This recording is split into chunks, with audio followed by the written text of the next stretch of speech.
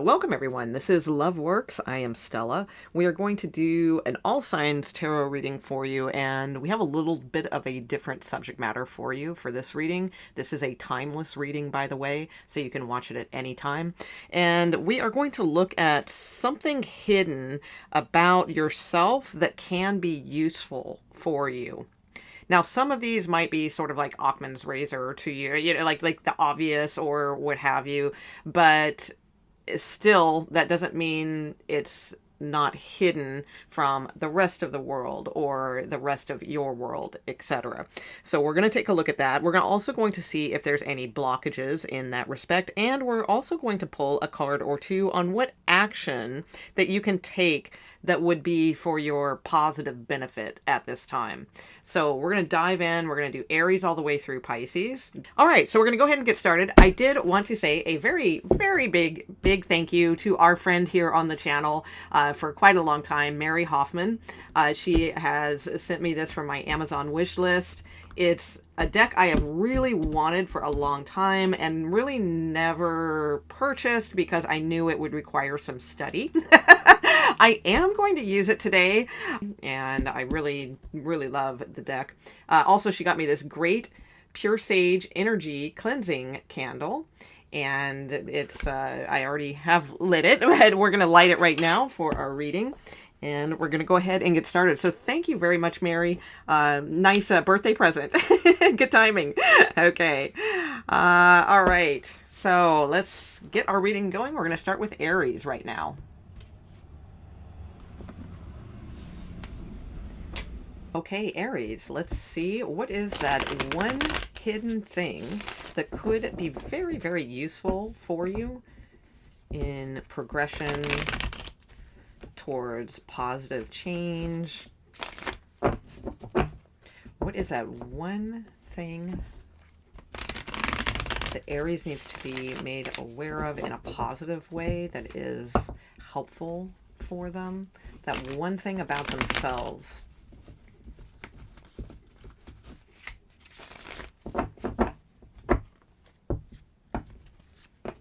Ha! Your card. How cool is that? Okay, the Three of Wands.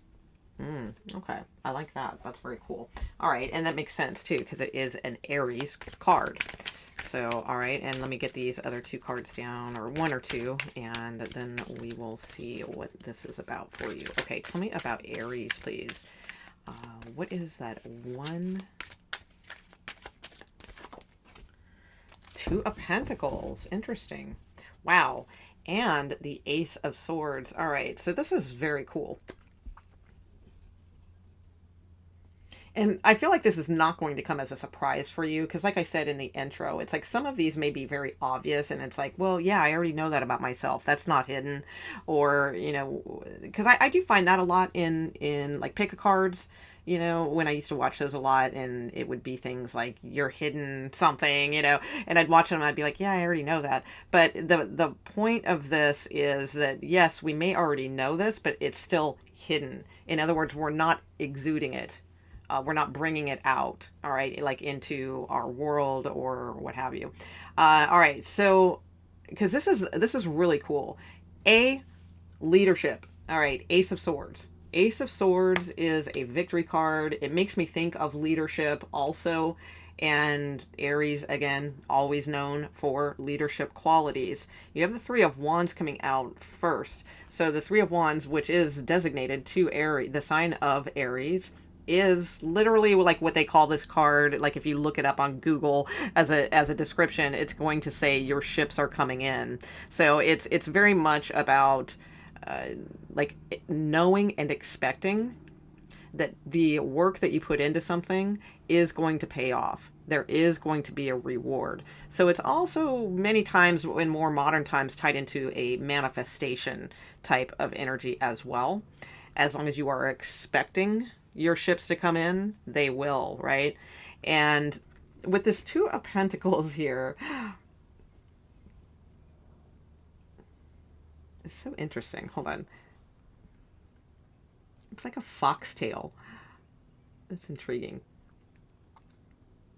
this deck is very tied into whales and like the ancient mythology of whales. So again, I really look forward to studying it more, but it's a little bit different than the Rider-Waite. So just bear with me. Let me see what I pick up from this. Yeah, you have the ability to, whenever you feel stuck, Aries, or you feel like your ships are not coming in, that sort of thing, you have the ability here to clear your mind and single pointed focus on success and victory. And also, I feel like you have the ability to help others do this as well, to help them see things clearly and logically.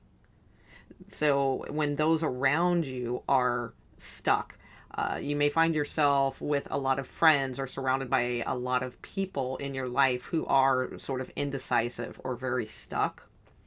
And you may be like really playing a more important role than you realize by your, like the example that you set, by showing how clarity of mind and single focus is like what wins the race. So I think what this is saying is, again, because I don't think this is any surprise, I think that you already know that you are enterprising, that you definitely see beyond the shores of limitation. You know, you would really like to see a very fruitful, prosperous type of life. So again, I don't think that's like hidden necessarily, or some big revelation or anything like that for you guys. But I think the revelation is more about that some of you settle for less. And if you just realize, like, if you get single pointed on something, oh my God, are your ships going to come in? They are really going to come in. But it's when you get tied up in the dance of life, of the either ors or the should I, shouldn't I's, or, you know, that type of energy. Also, too, like, cleverness, I feel, is not necessarily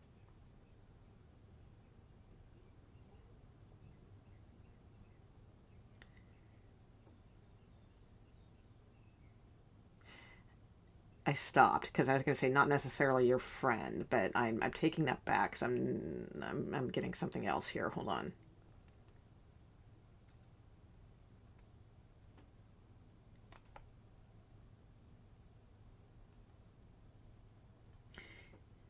It's funny. I think that's a rock, but to me, it's almost, it looks like a little rat or something like that. Okay, and it's more like in that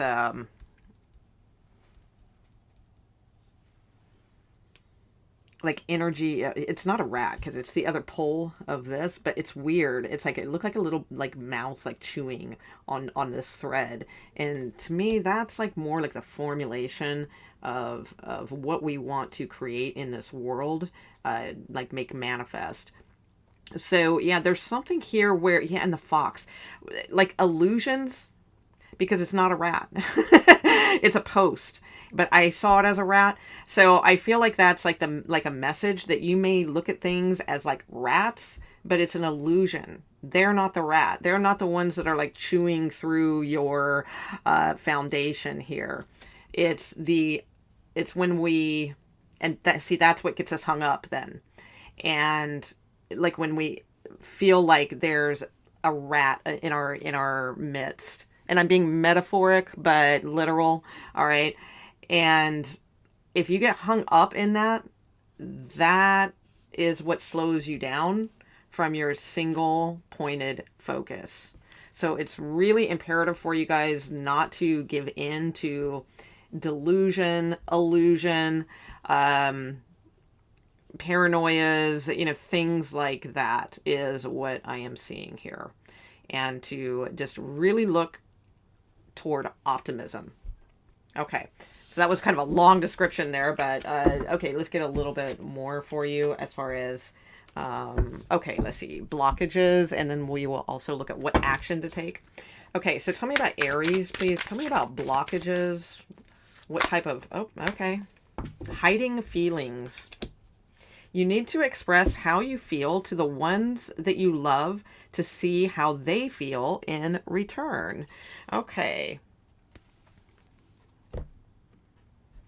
You need to express how you feel to the ones that you love to see how they feel in return. The reason I say ones you love, even though it says one on here, is because I'm using this particular deck as an overall, even though it is a singles and relationship, but I already designated before the reading that I was going to use it as just an overall. So it will encompass all of our relationships, not just romantic ones. So hiding feelings, and that makes sense. Aries do tend to live in their head, right? And live in their heart, and not really expressing feelings is probably not, high on most Aries list. So, but it's like, this is saying that could be somewhat of a blockage. So I don't think you need to be like the hugest emoter or anything like that, but, express if you do have affection or care or, love or, any of those things, towards people, let them know. All right. So that could be like kind of blocking some of your progress and things along those lines. All right. So last but not least, let's take a look at one action that you can take now that will highly benefit you. What is one action that Aries can take now that will highly benefit them, please?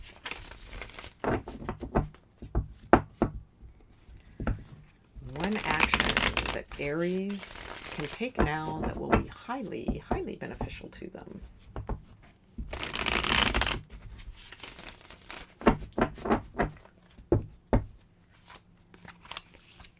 Hey, Ace of Pentacles. Oh my God. And Ace of Cups at the bottom of the deck. Okay. Perfect. Okay. So we have Earth energy here. So this is going to mean different things to you. So I am going to give 2 examples. All right.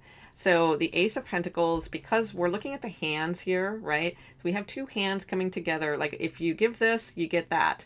All right. Or it could be the other way around. Like if someone offers you this, give this. So I'm not sure like which one it is for you. It's probably both.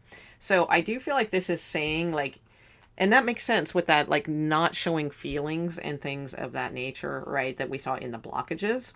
So one action that you can take right now. So this is either giving some sort of foundational communication, or it could literally mean like an opportunity or money, something like that. Like if you're in the position, right, to give someone an opportunity, if you're in the position to give someone a gift of money, let's say, your kid needs to buy a car or something like that, right?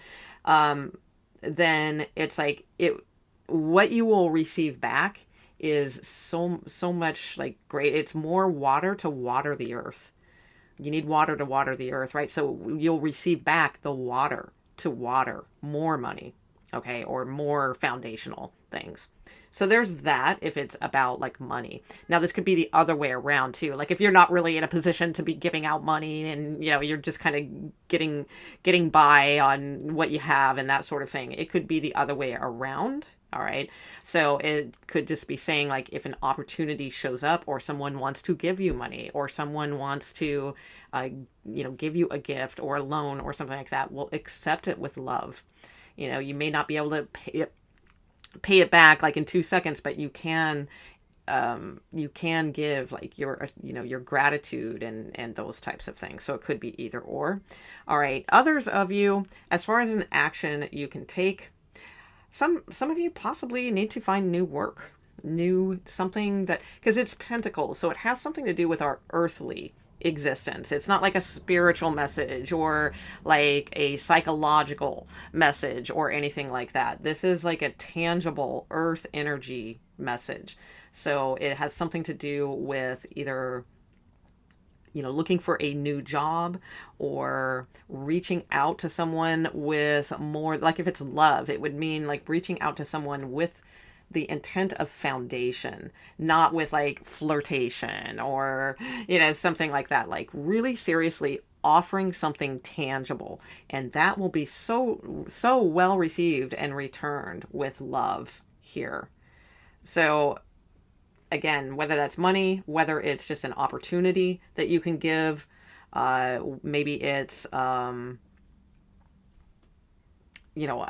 good solid conversation about a new start, whatever it can be, it's going to be very beneficial for you, and you're really going to receive back. Okay. All right. So let's see. That was Aries. We are on to Taurus. All right, Taurus. So tell me about Taurus, please. We are taking a look, Taurus, at that one kind of hidden thing about you that could really be of benefit, that needs to come out, be shown, be seen, be utilized, whatever it applies to. Okay, so tell me about Taurus, please. What is the one thing that is hidden?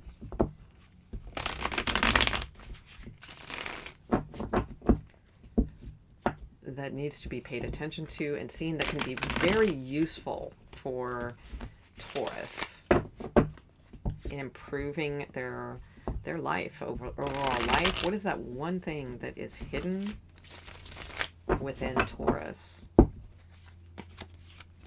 Ah, Six of Cups. Love that card. Oh my gosh, such a nice card. Okay.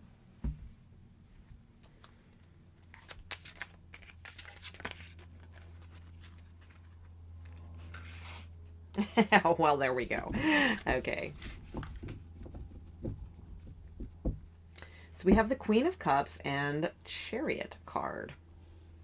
So we have a lot of Cancer energy here. We have Scorpio energy here as well. So we basically have water energy, Taurus. All right. And you are Earth. You are an Earth sign. So that makes sense, because when we water the Earth, right, as long as it's not overly saturated, we want to be careful of that. But it's not, because we have the Chariot. So that's what allows things to grow. Okay. So let's see. The Six of Cups is a very sweet, sweet card. It is a card of friendship. It is a card of kinship, sincerity, harmony, bringing peace to a situation, genuinity, sincerity, those types of things. All right. So it's a very innocent card as far as expressing our emotions from a place of innocence and genuinity.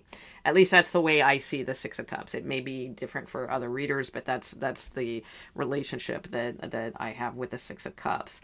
So it's also very childlike in its innocence and nostalgic also.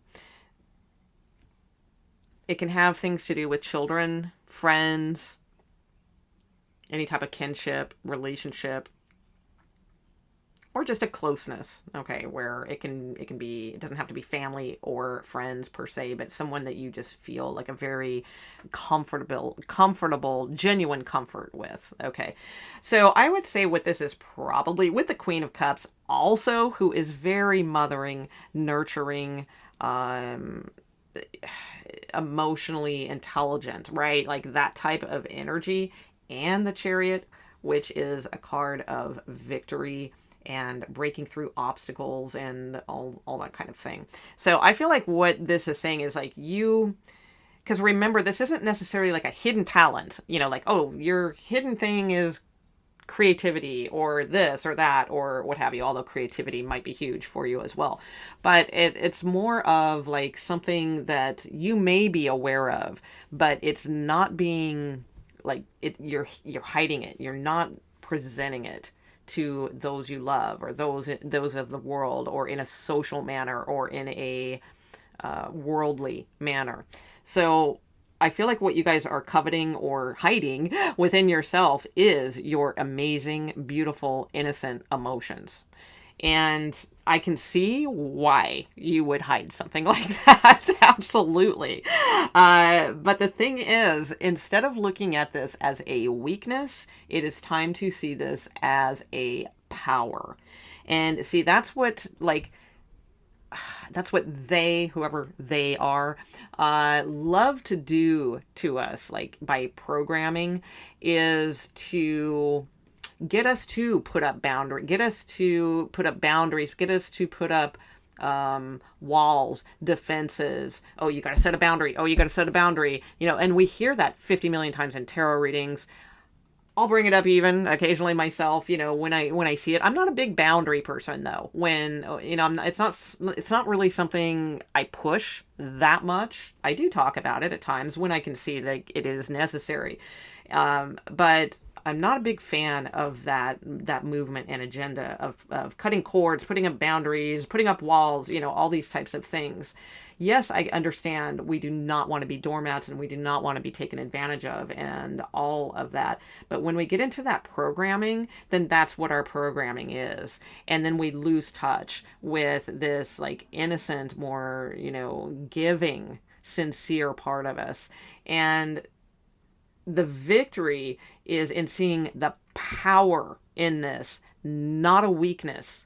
So what I mean by programming, a lot of times then we feel like that's a weakness and that we need to put up defenses, you know, and walls and screw that. Nobody's ever going to do that to me again. And, you know, that and screw you and, you know, all that kind of stuff.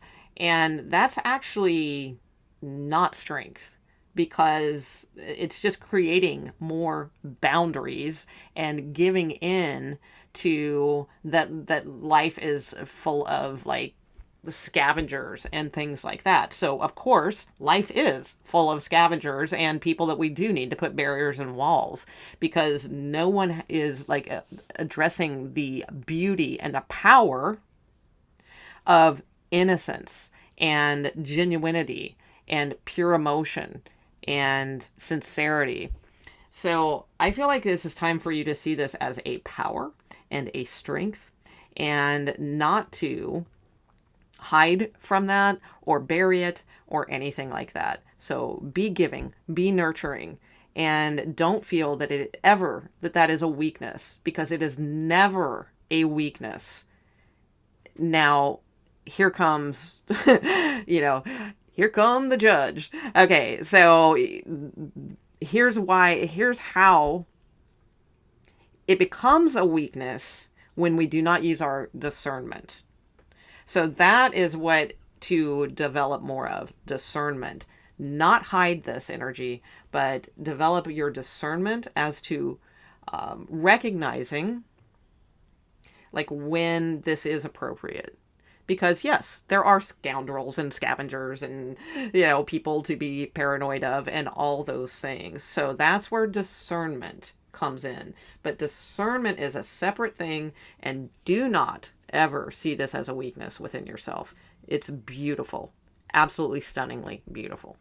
All right. So with that said, let's see. And the Chariot is a card of victory and knowing how to navigate the dark and light forces and staying in the middle. 6, harmony, you know, staying in the middle of all this. You are very good at doing this if you allow yourself to. All right. Okay, so now let's take a look and see what if there are any types of blockages, and then we will look at one action you can take that may or may not be related to this part, but we'll look at that later. Okay, so tell me about Taurus and blockages, please. Taurus and blockages.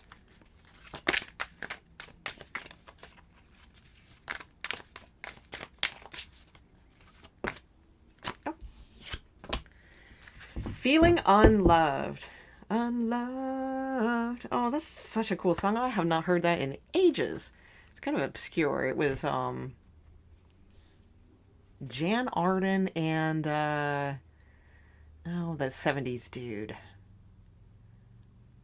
Jackson Brown. Yeah, it's a song called Unloved, and it's really good actually. It's usually not my jam, that kind of thing, but I really loved that song. It's Jan Arden, 2 N's on Jan, I believe, and who's the guy I just said? Jackson Brown. and it's called Unloved. I don't know if that's even available anywhere. I haven't heard that in years. Okay, so it says, you deserve someone who can support you emotionally and love you fully. So one of your blockages may be getting into relationships with people who do not support you emotionally, and thus why you feel like you can't be this. All right. So the breakthrough comes when we see those types of things. So don't, we feel love when we give love, and we can feel good giving that love. If you don't feel good giving this beautiful love to someone, it's the wrong situation. All right, so that's what I am seeing there. All right, so much love with a Taurus, and it needs to be honored, and that's why you're the Empress energy. When it's honor, when you honor yourself and allow yourself, it's just such a beautiful energy. Okay, so what is that one action? So this may or may not be related to this part of the reading. This might be for something else. What action can Taurus take? Like actual action can Taurus take to improve any type of situation that they have in mind? What action can Taurus take to improve a situation?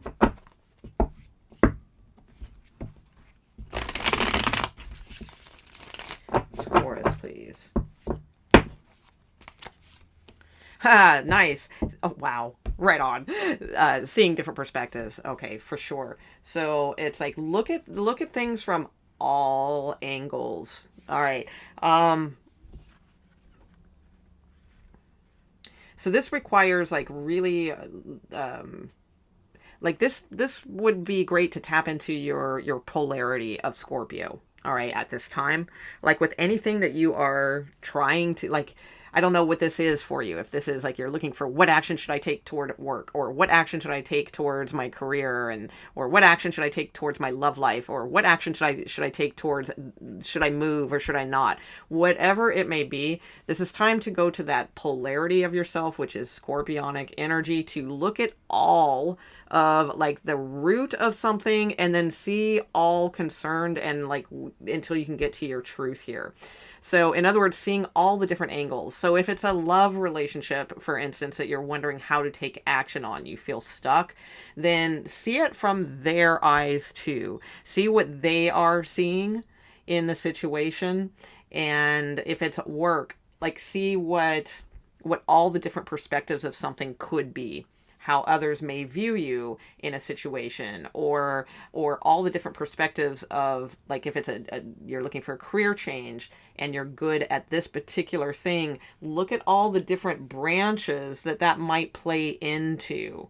All right. And that way, that's going to help you get to the crown, the victory, and the clear one-pointed focus of where you need to go. Yeah, that's going to allow you to then be able to, take action. Queen of Wands, she's an action taker.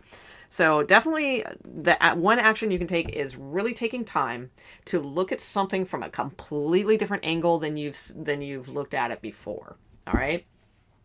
Okay, so not the same old, putting one foot in front of the other, thinking the same thoughts. It's like really think outside the box right now. Think of different, it reminds me of the movie Dead Poet Society, where, it's like the professor comes in and has the students stand on top of their desks and see the room in a whole different angle. It's like that. It's like something a little more radical so that you can see all that's involved. Okay.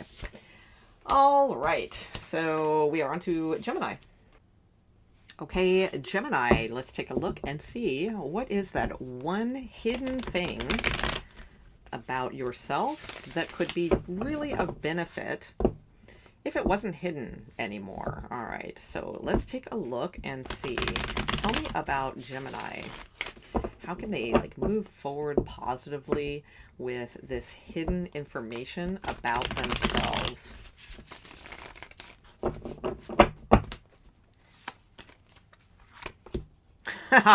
Wow. Oh my gosh. And Gemini energy at the bottom of the deck. This is super cool.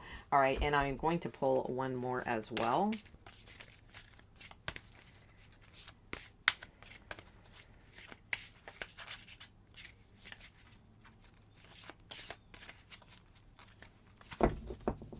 For Gemini, hidden aspect. Weaver of the web of life. Oh, mercy. Interesting. Mercy, mercy me. All right.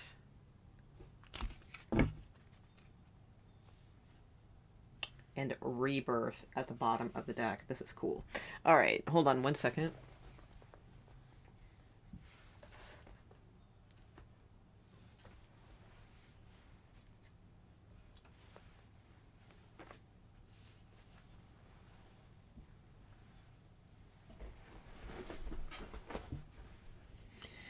Okay, Gemini. All right. So the reason I wanted to pull two cards is because, or two from two different decks. I haven't used this yet. All right. I used it for your reading and probably will only use it for your reading only, is because I really wanted to get kind of masculine, feminine principles here. So that to honor, right, the twin within. So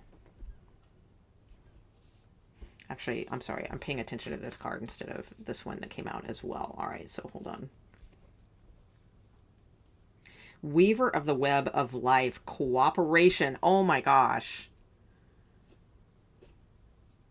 Okay, so both that's intriguing because both of these cards are about cooperation in a very real sense here. Because the Five of Pentacles, okay, is a card of,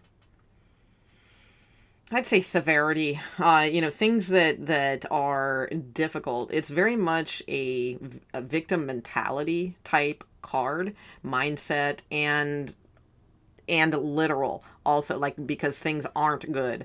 All right, it's a feeling of abandonment, alone energy, like it's me against the world, that kind of thing. When the lesson of this card really is more about communicating your needs. And because, see, these two people, let's look at the picture. They're out in the snow. It's like a blizzard, right? And this one's barefoot with this like little flimsy shawl, and this one's on crutches. Okay, so it's like, oh my gosh, they obviously need to get warm and they need some help. All right, but they're either too stubborn and too prideful to ask for help, or they feel like a victim mentality state of, oh, I don't want to be a burden, I don't want to bother anyone, I'll just suffer through this myself. Okay, so it's like neither one of those is a win. All right, either way, they end up in a snowstorm, in a blizzard, with not proper protection, and what's going to happen, right? It ain't going to be pretty. It's not going to be good. It's going to be cold, literally and metaphysically and spiritually, and it's not going to be wise. It's not a wise choice. What would be the wise choice for these people or person, whatever. That's interesting too, that it's two in a twin reading here. It would be to, this looks like it's a nice, warm, cozy, like, church. It's probably, resembling a church window or something like that. So churches back then, and I don't know about so much now, but, were sanctuaries, or where you could find help. Okay. Both spiritually. All right. So, and literally. So this would be a card of not only asking others and communicating your needs, your earthly needs, what do you need right now, but it's also communicating that to spirit as well. So it's like communicate to spirit, to God, whatever, you feel comfortable with, that you need help with something, and also communicate through people, because typically spirit or God helps through other vessels, other people, right? So it's like it's a circle that needs to happen in order to get things moving here. And the fact that you have weaver of the web of life, cooperation, showing up here as well. It's like cooperating with others, not just like lone wolfing everything, and asking for help and cooperate. You will receive cooperation is what I'm sensing here. Also, too, with the Artemis, she of the wild card, with the word mercy here. And then we also have the magician, so that's intriguing. So you have a lot of Mercury energy showing up here, and Mercury is all about how we communicate, both spiritually and how we navigate that through the actual material world as well. You are ruled by Mercury, Gemini, so I find it intriguing that those cards are coming out as also. I would say with, let's see, hold on. You have a bear here. Okay. So I would say with like, you already have like the understanding of so many things. Like you have a good grasp of how the world works. You understand like a lot of things. I think you are also a very understanding person. Like those of you who are watching, I feel like you're not super judgmental or anything like that. Like you understand like what others go through. You can, so careful that you're not too empathic with that also. All right. And the mercy that you show others, you need to absolutely show yourself. All right. Because let's just say this was your children or your pets, you know, whatever, or your best friends, or, you know, like if you don't have kids, right?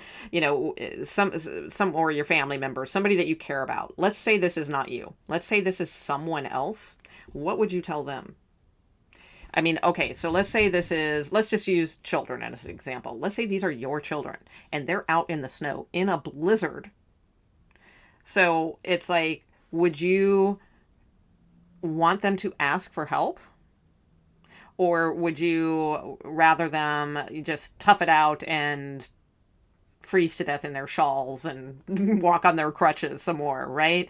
So it's like the same thing that you would want for others, you definitely need to want for yourself, and pay attention to for yourself as well.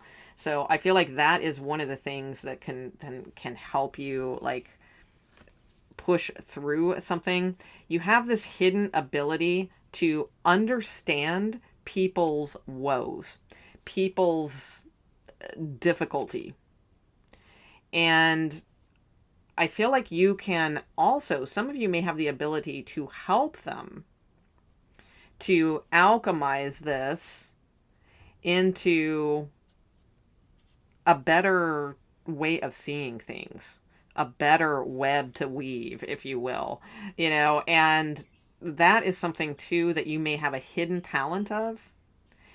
And also, even a little bit more like realistic world stuff, you may have the talent of helping people go from nothing to changing their mindset to having like money, for instance, or something like that. So some of you may be very good with information on how to turn like broke ass times into manifestation and money.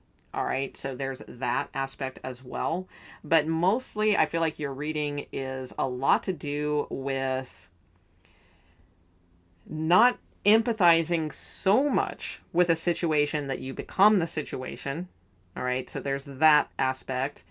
And also, but allowing that understanding of the severity of life that you may go through or that others may go through, and find ways to work in cooperation with spirit and with others. So with God, with others. And it's like that is what is going to like change the dynamic of things for you. All right. Okay, so there is that. Now let's see what type of blockages you may be having at this time. Okay, so tell me about blockages, please, for Gemini. All right. What type of blockages? Oh, there we go. Well, that does not surprise me because it makes me think of the 8 and 9 of Swords in tarot, which are related to Gemini and represent anxiety. Okay, we also have 2 passive at the bottom of the deck. Take initiative to meet someone and to keep the passion ignited. All right. Let's see. So let's see what else we got. Oh, burned out. Okay. All right. So when you get too burned out, then then that's when the anxiety is going to show up. You feel emotionally burned out right now. Retreat and recover before continuing. And then it says, you are afraid to get close to someone. They are scared too. Give them a chance. Okay. And that's interesting. Again, we have like the twin aspect of things. So with this deck, I just want to clear up something. It is a singles and relationship deck, but before this reading, I designated like what I was doing with Spirit with these cards to just be like the blockage energy. So this may be about romance and things like that for you, but we're talking about overall things as well. All right, so it might apply to both areas. But I feel like what the blockage is when you guys get too burned out, then you get anxiety. And when we get anxiety, we can't think clearly.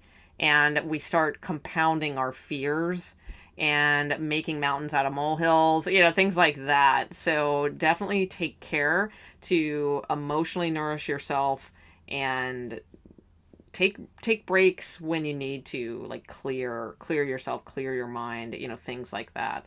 All right. Now let's take a look at one action you can take that will, like an actual action that you can take that will help benefit you immensely. All right, so what action? So this can be in whatever arena area that Gemini is focused on at this time. What is guidance to an action that they can take that will really help their situation, whatever is on their mind? What one action?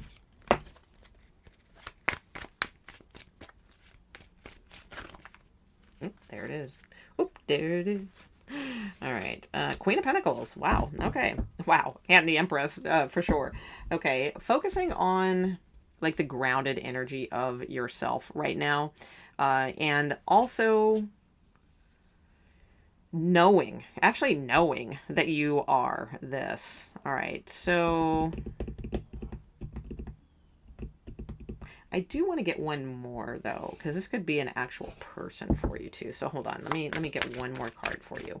What actual action can Gemini take right now that will greatly enhance and improve their situation?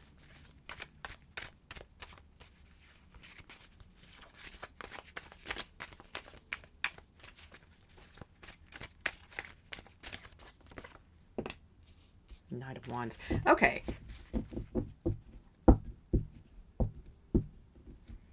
Some of you, it may be like marriage, looking for like that connection, a partner, being open to marriage again. That's not everyone's, okay, message, all right, because the Two of Cups can have a lot of different meanings, and it's at the bottom of the deck, so I'm not super concerned with this, because this can actually be like about work, career, or talking with a particular feminine also. A lot of different meanings this can be. So I would say if you are a masculine watching this, then I would say like the one action that you could do that will greatly improve and enhance your life is to go for like this type of feminine.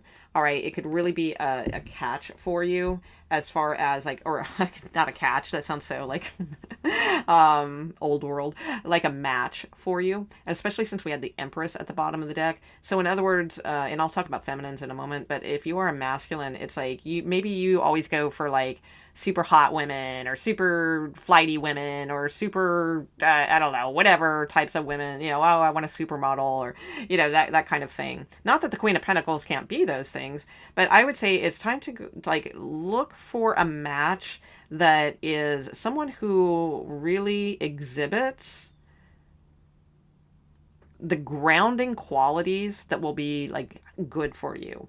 Because I feel like this is someone who will like keep you in line in a good way, not in a hard ass way or like a naggy kind of way, but in a very grounded way. So I feel it's time to, if you're a masculine, to up your game as far as really getting proactive about either looking for like a wife, a partner, a long-time companion, or taking efforts toward romantic love with those who are a little bit more subdued, a little bit more proven in their personality to be the type of someone that will be grounded and stick around in a relationship. Okay. If you are a feminine, I feel like the message here is definitely about your security and your grounded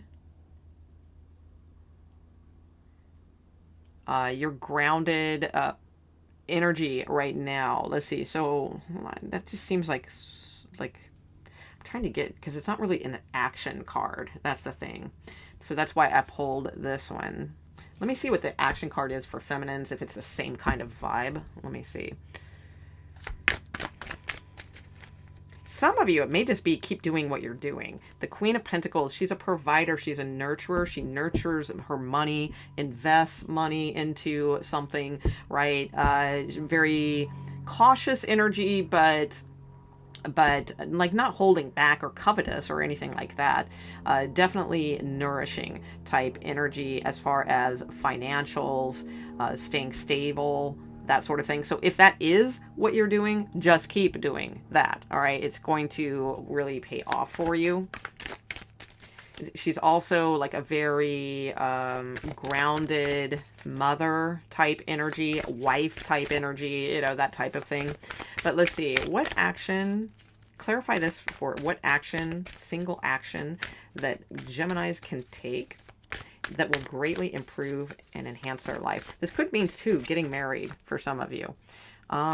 Just manifesting. Again, there's Mercury showing up, your planet ruler. Manifesting a really like solid foundation for yourself.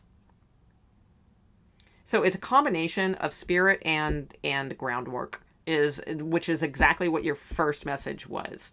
So putting those into cooperation will like manifest bounty for you. So I would say the one single action is to really focus on your earth energy right now.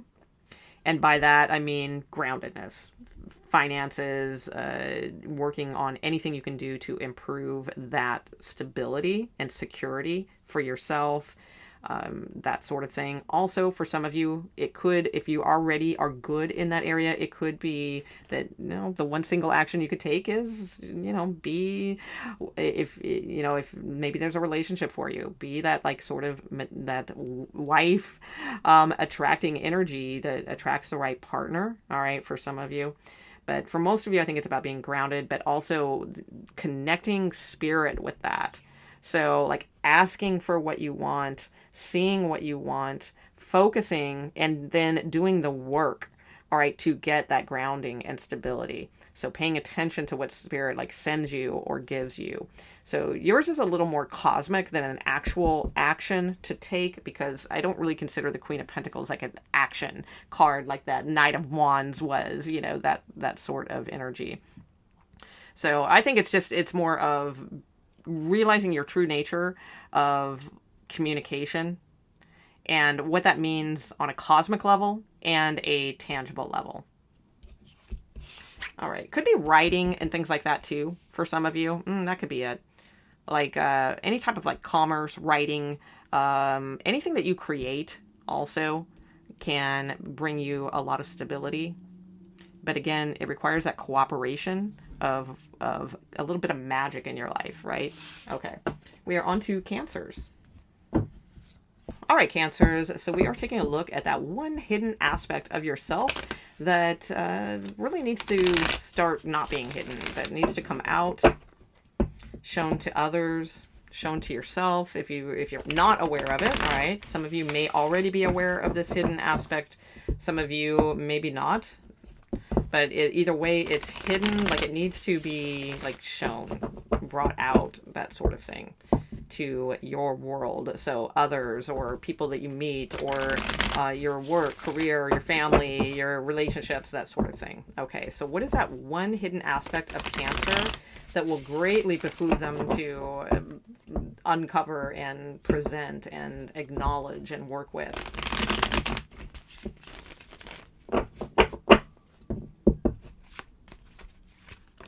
Whew, Seven of Cups. Interesting. Oh my gosh. Oh, I love it. The Fool card. That's pretty cool. All right. And let's get one of these cards as well. So I see the direction this is going already. I think this is pretty fun energy for you, Cancers. Wow. What manifestors you are.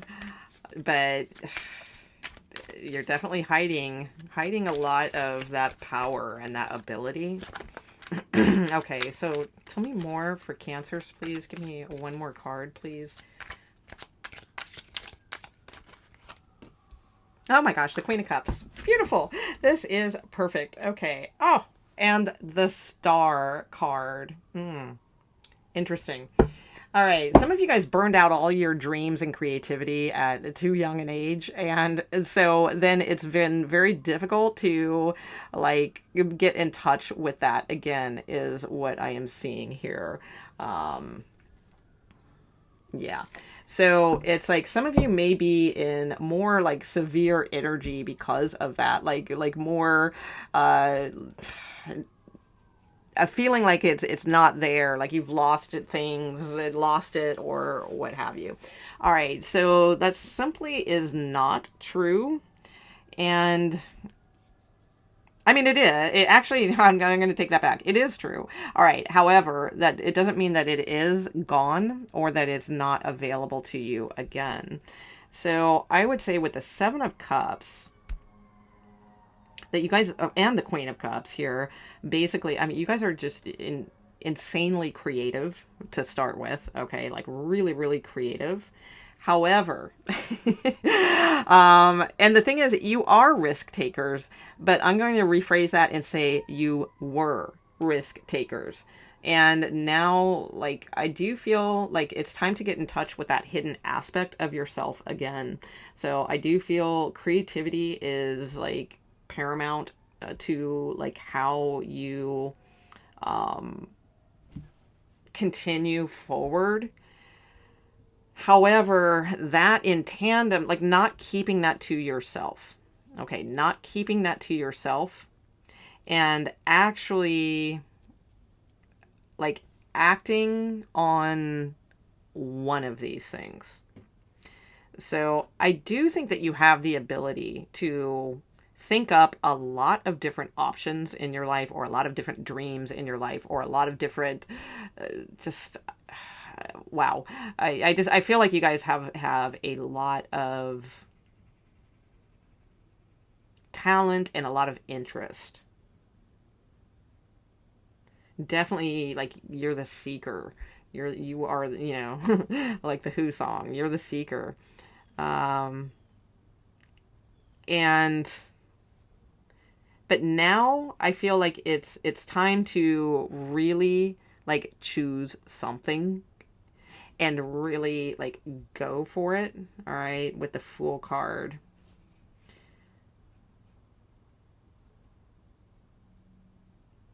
I feel like you guys are master manifestors, like that what's hidden also is that, and this is where gratitude can really play a role. Because not everyone was given this choice, like the ability to have these types of choices.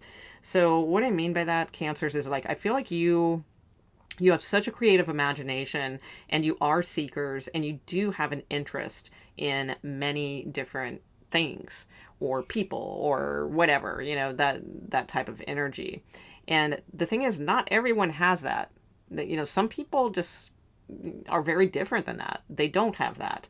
And I don't think it's that you necessarily take it for granted, but it is something to be grateful for, because of this insanely colorful imagination, you can take one of those cups and you can go do something with that. And that's where the trickiness of this is, because some of you just get lost in the imagination of it.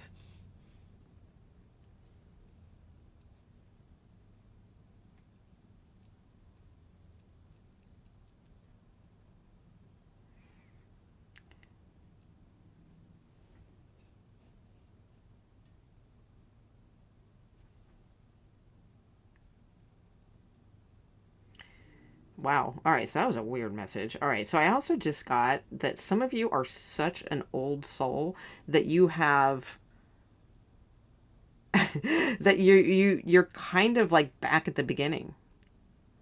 That's odd. I don't know what that message means necessarily.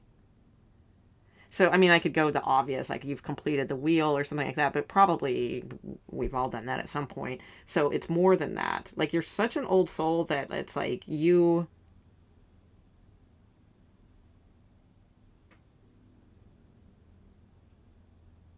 Yeah, you've been entrusted with a particular, because you are such an old soul and been around the wheel like probably 50 million times. And that's why I was saying that thing about gratitude. Interesting. Not everyone has this ability.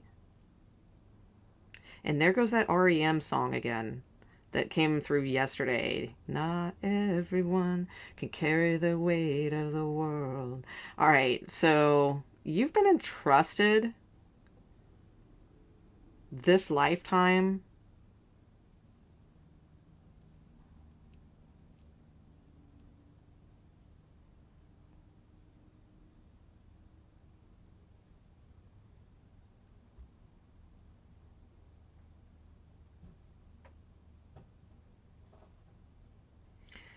with with a great emotional maturity. All right.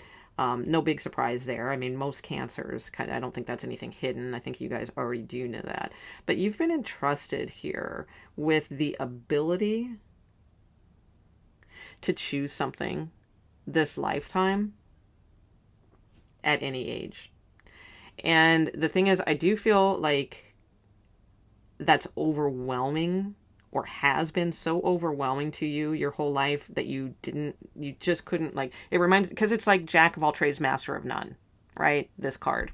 So I feel like there's so much that interests you that it's always been difficult to choose just one. Okay. But this is like saying your hidden ability is to use your like emotional intelligence to choose one. It is time. It is time. Yeah, it is time for you to choose one and start your new journey. What you choose this lifetime, whatever it is that has really grabbed your interest in this life, I feel like that is the beginning of your journey, of this newer journey. In other words, I feel like you've completed so many cycles, like old soul cycles here, that you're on this, I don't want to say you're above everyone else. It's not, it's not like that in a way, but there is a bit of an hierarchy to things. And I feel like you've been entrusted with this, like it's almost like a fresh new life. So it's almost like a new soul. All right. So they talk about old souls, and then, then people who don't have, a bunch of past lives. The thing is, you do have a ton of past lives, so many that it's like now you're on this different level moving forward, and you've been entrusted with that.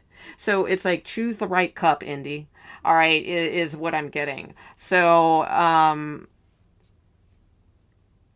what's hidden is that you have this capacity. Like, you have been given this opportunity to choose a cup. So it's like, choose a cup. That's what I feel like your message is. And that's what will like highly benefit you. And it doesn't have to be like, oh my God, what if I chose the wrong cup? Or, well, I don't want to choose this cup because maybe I want this cup later. It's not about any of that. All the cups are around. All right. But this is about like the kickoff to your new, like, it's almost like you are in this, and it's very cosmic, but like, and I don't even know anything about, like, even if that's a thing, but that's what's coming to me, that it's like, it's not just about, oh yeah, you're an old soul. It's like, yeah, duh, you know that already.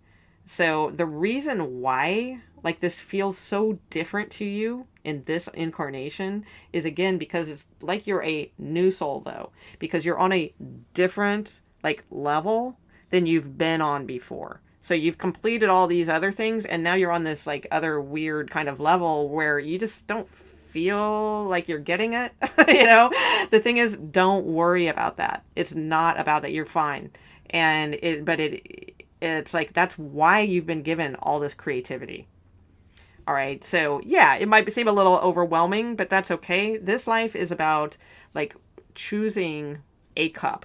And again, it doesn't matter, like, what age you are, and it doesn't mean you have to conquer that cup or you have to make it happen or anything like that. But it's like, go towards it with this, like, adventure of it. So in other words, that cup might be, a love relationship, or it might be, oh, I want to buy a house, or, oh, it might be, oh, I want to study metaphysics, or, oh, I want to, win some sort of recognition, or whatever it may be. Just pick one and focus on that cup emotionally, intelligently, creatively. And it's not about obtaining the, aha moment or anything like that with it. It's about doing it, because that is your new journey. And that is, so it's important to choose, like a cup that is true to you right now. All right, because I think it's going to be more than this life. I think it's going to set you on a journey of expansion with this cup. So don't play it safe, as far as, like, this is a very metaphysical reading. So I'm not talking about playing it safe in, like, the physical world, or you do whatever you want in the physical world, basically.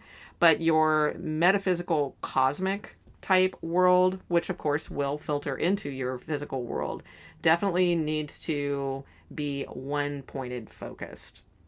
And in a sense of delight and wonder and welcoming of this energy, and gratitude that you are where you are.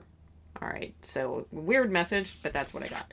All right, so let's look and see about blockages for you, and if there are any blockages. Okay. There we go. Okay. Tell me about blockages for Cancers, please.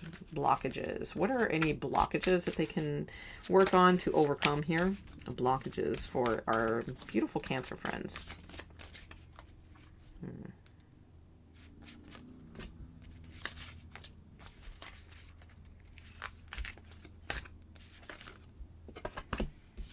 Love sucks. Okay. But fear of loneliness, and then we have staying stuck. You possibly could keep repeating old patterns. It's time to try something new. All right. We also have fear of loneliness and love sucks. Now, for this reading, I designated this deck, even though it is like a singles and relationship oracle deck, I did ask Spirit, like, to designate this deck just as a blockages deck. So this can be in any area of your life. It doesn't have to necessarily be about romantic relationships. It could be other types of relationships as well. Okay, so we have, you stay in bad relationships because you are lonely. Be okay being with yourself. All right, that's a great card for sure. All right, and then we have the love sucks card. You have stopped believing in love. Let yourself heal so you can be open again.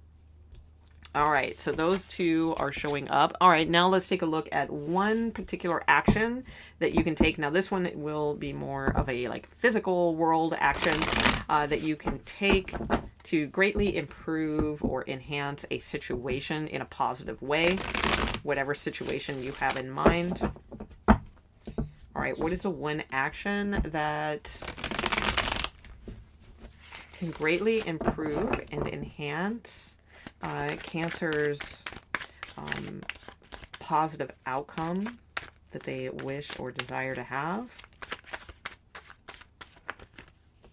9 of Cups. Oh my gosh. Manifest, manifest, manifest. Okay. Well, that one's very clear. So, yeah, manifest and then, like, move forward. All right. With that man. Oh my God, look. Narrowing it down to 1 cup and moving forward. Same thing that we had in the very beginning of your reading as well. All right. So again, manifestation ability for you Cancers is like off the hook. 7 of Cups showing up in your reading, 9 of Cups showing up here. All right. So it's time to like make that wish, make that 1 cup wish. It doesn't mean you won't get any other wishes or that you won't get any of those other cups.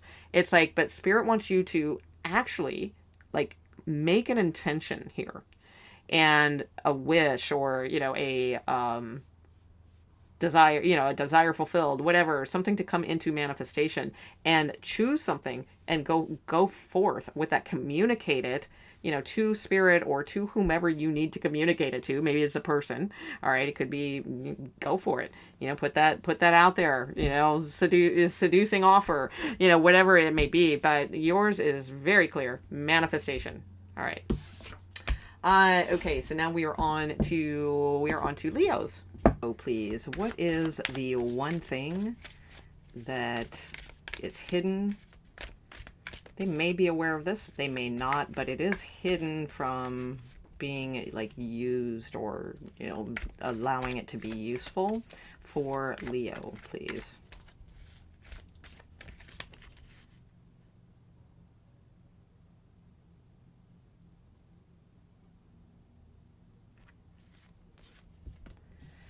Okay.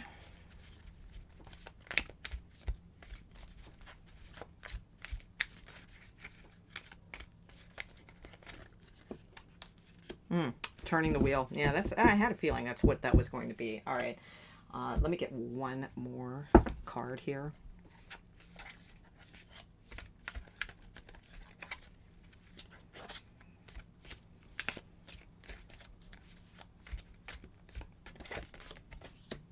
Oh, perfect. 8 of Wands. Wow. Yeah, and then fiery 2 of Wands here as well. So fire, of course. Fire is your hidden tool for sure. All right. So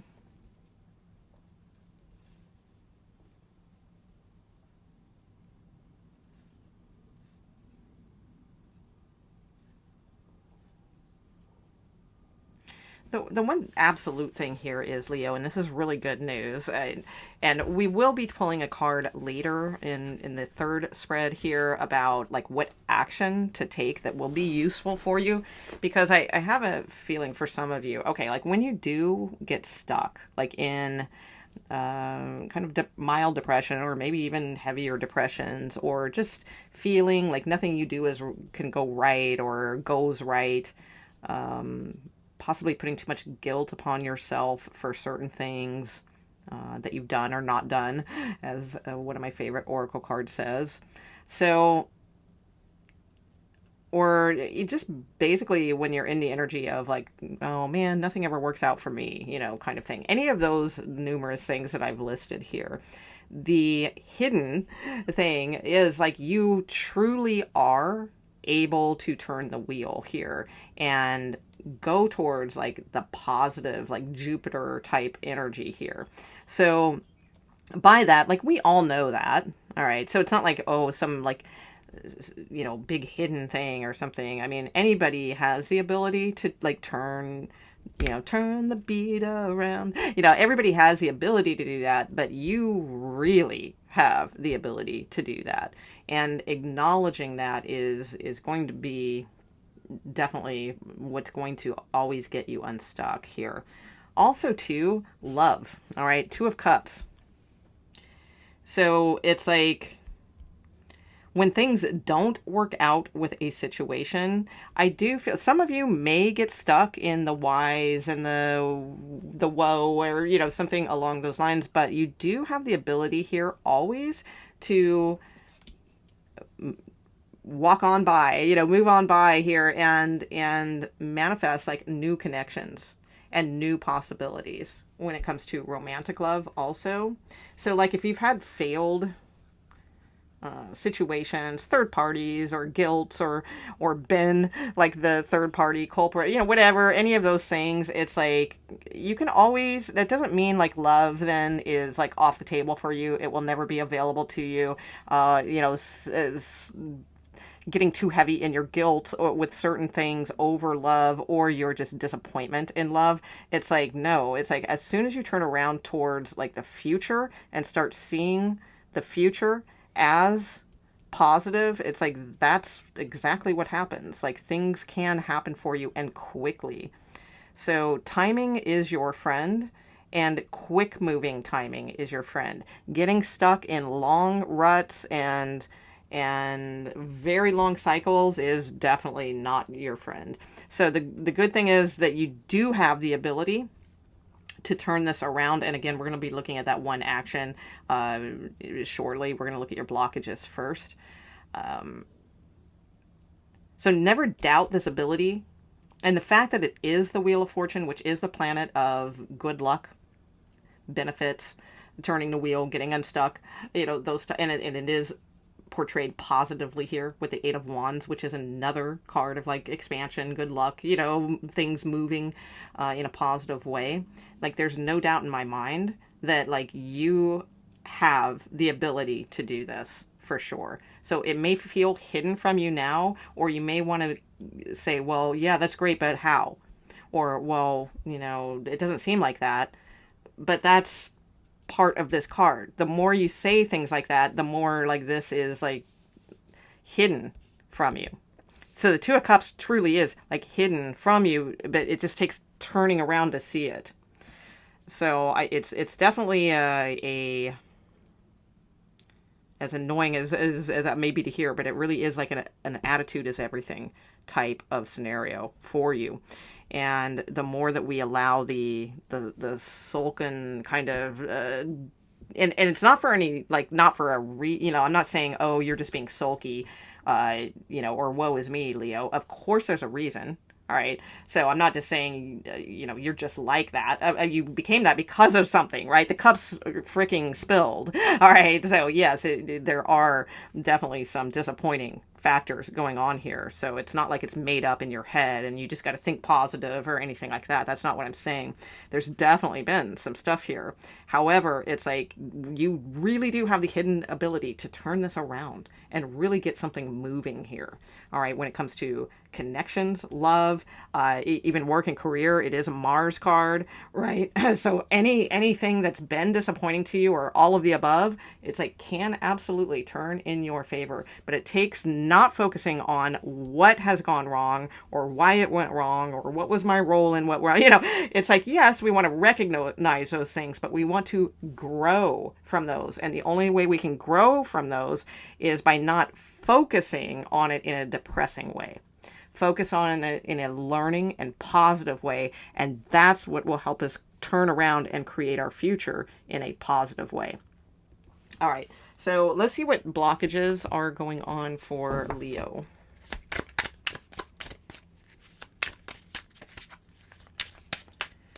What are the general blockages? Even though this is a relationships and singles card, I'm not really using it for romantic love. I mean, I designated this at the beginning of the reading with Spirit. We came to an agreement that this will just be like overall general blockages. So it may apply to your romantic relationships, but most likely the blockages will be in any form. Okay, so what are the blockages for Leo, please? Incomplete. You want someone who completes you, but you need to be whole on your own. Interesting. Okay. And judgment. Don't be too quick to count someone out. Be open and give them a fair chance. Yeah, and you have unsocial here at the bottom of the deck as well. So, which says you needing to get out and mingle with new people so that you can meet someone. So, like getting out, meeting new people, but don't be too quick to judge or count somebody out based on certain factors or anything like that. Be open, give them a fair chance. All right. And you have this like feeling like there's something missing kind of energy.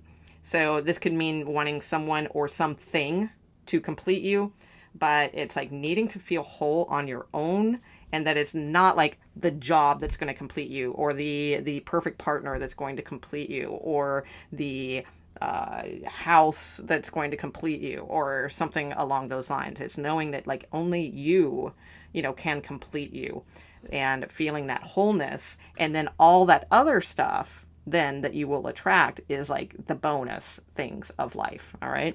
Okay, so now let's look at that one action. So what is one actual tangible action that Leos can take in order to turn their wheel forward here? What is that one action that they can take?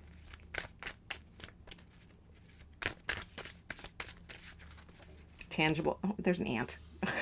Go away, ant. Well, there you go. Ants, right? Worker ants and social. They work together. They're social. And they're like workers. So look up ant spirit. That might be something for you guys. I don't know if there's ant spirit. I'm sure there is. Okay. Tell me about Leo. What is that one tangible action? So there you go. And it came out when I was looking for a tangible action card for you. Okay. Yep. Four of Cups. That's like the dreamy, no action card. Yeah. And King of Cups. Okay. Right. All right. So this ties into what I was saying here, which is interesting. It's like, instead of like looking at the past as like, oh, everything sucks, or, oh my God, I can't believe I haven't done this, or I can't believe I did that and that I shouldn't have done that, or I can't believe nothing's working out. All those things, instead of focusing on all those like hows and whys and all that kind of stuff that's already, because that will just create more of that in your future, right? So instead of focusing on all those hows and whys that this became this kind of depressing situation, it's like instead recognize like what got you into that situation to begin with, right? And once we can learn and grow from that, then that's when we're moving forward here. So there's that part. But I will say, with the Four of Cups coming out as your first card, especially when this comes to like work and career for you guys, or love, honestly, either or, because I feel like both are highlighted here, and it could even be like in tandem, like maybe both of those things are bothering you at this time. But the Four of Cups is very much, again, look, focus on those three cups, what you should have done, could have had, would have had, you know, and just like that other card that I accidentally picked up and apparently put back in the deck. What did I do with that? Yeah. See, focused on the spilled cups. And here, focused on wanting to turn those cups back up again. But it's not about like bringing your past back alive. It's about new things that are literally being handed to you here. Like, drink from the golden cup. The golden cup is you. And like, you are your own wholeness, like we talked about. So I do feel like there are offers or people. That's why maybe that judgment thing came in about giving somebody a fair chance. All right. There may be like a situation that is available to you that you're not really wanting to see, because it's like, well, that's not what I used to have, or that's not what I could have had, or something like that. Whereas this is really actually the golden opportunity. So opening to things that are offered to you. And we can't see them, though, when we're just focused on, again, like, well, it should have been this, it could have been this, and all that kind of thing. All right, and the King of Cups. Okay, so, and now taking that cup that's being handed here, which is basically coming out of the sky like a hand of God, right? Here you go, Leo. But it's like, no, I don't want that, you know, kind of thing. So instead, open up to like what is being offered, and take that and turn it into like your kingly energy, right? Leo, king, you know, and turn that into like your power here. King, whatever, king, queen, whatever energy, you know, but it is masculine energy. We have a lot of masculine energy here. Mars, you know, that type of stuff.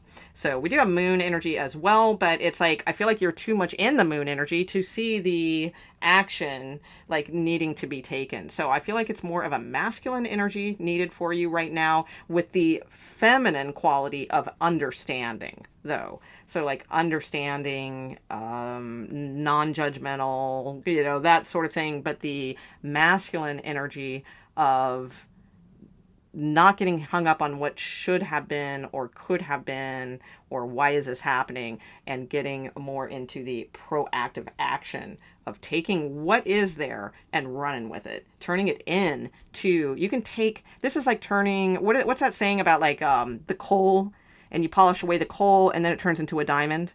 That's what I see going on here. So you can take like something that you think is just coal, but you have the ability here to literally turn it into a diamond moving forward. And that could be a relationship. It could be just you in general, I feel. You in general. Okay. All right. So that was Leo. We're on to Virgo. Virgo, what is the hidden ability for them? Hidden talent, hidden ability, hidden attribute. Oh, wow. Okay.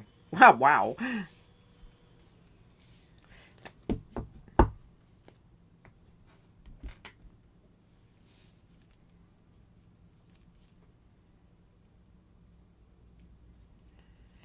Virgo, you definitely have like a hidden ability to manifest, for one. Absolutely. Because this is like making the wish, and this is like the manifestation of said wish. Okay, so also too, especially when it comes to like children or friends, kinship, anyone that you have a very close bond with via kinship or friendship, or children or siblings. Also, it can be siblings as well. Like you intuitively know how to be genuine and sincere. And by doing that, you are like a master manifester also. So when you honor this side of yourself, like you actually just generate a lot of faith, hope, and healing. You have the ability to intuitively, I feel like many of you really are very good with children. Whether you realize that or not, it doesn't have to be your own children. It can just be children in general.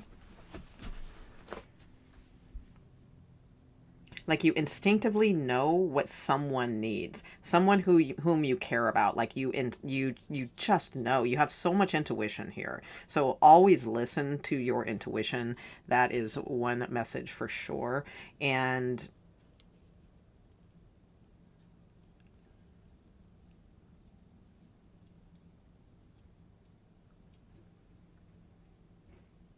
the thing is, okay, also too, so this is something hidden. So when I talk about hidden, this is, again, like I said in the very intro of this video, it's not necessarily something you don't know about yourself. For some of you, maybe, this could be something you're not aware of and it has been hidden. Okay. For others of you, you may very well know this, but you are keeping it hidden. In other words, you're not utilizing it or bringing it out in any form. And this reading is about taking what is like uniquely, innately, like within you, like a gift, right? That's hidden, and making sure that it doesn't stay hidden, that it gets utilized.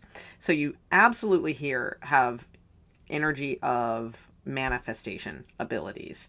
I think it's closely tied in with how you intuitively and sincerely and authentically give. So the more that you follow your intuition and give from a very authentic and sincere place, the more that you are able to manifest not only your own, I just heard your own place in spirit, okay, but like your own benefit, but others as well.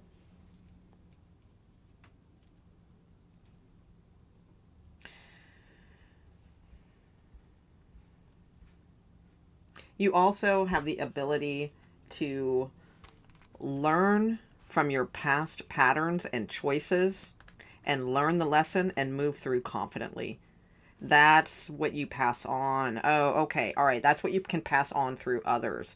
Like you have the ability to recognize patterns and make the higher road or higher vibrational choice. And you learn from that. Like you learn from your patterns of both mistakes and positive. And all of this builds your confidence, and then you have the ability to like pass this along to others, especially that you like care about or are close connected with. So it doesn't necessarily mean you have to share it with the world, although that anything that you can do, to share with the world is great. What I mean by that is it doesn't necessarily mean you have to feel some obligation to bring this out to the world and save the world or anything like that, right? But it's like, but to your world, like to who you care about, who you are connected with, as long as you keep in this energy of genuinity and authenticity, then it's like, again, you're able to like either help them manifest, but that also helps you as well, or you are just able to show them like through generosity and kindness. That's what the Six of Cups is about, right? You are able to show them through that action intuitively when you know it feels right to do, because it's not always the right timing, but when it is the right timing, like that can really like heal others and heal their emotional body. I'm hearing. So also some of you could have great success like working with children.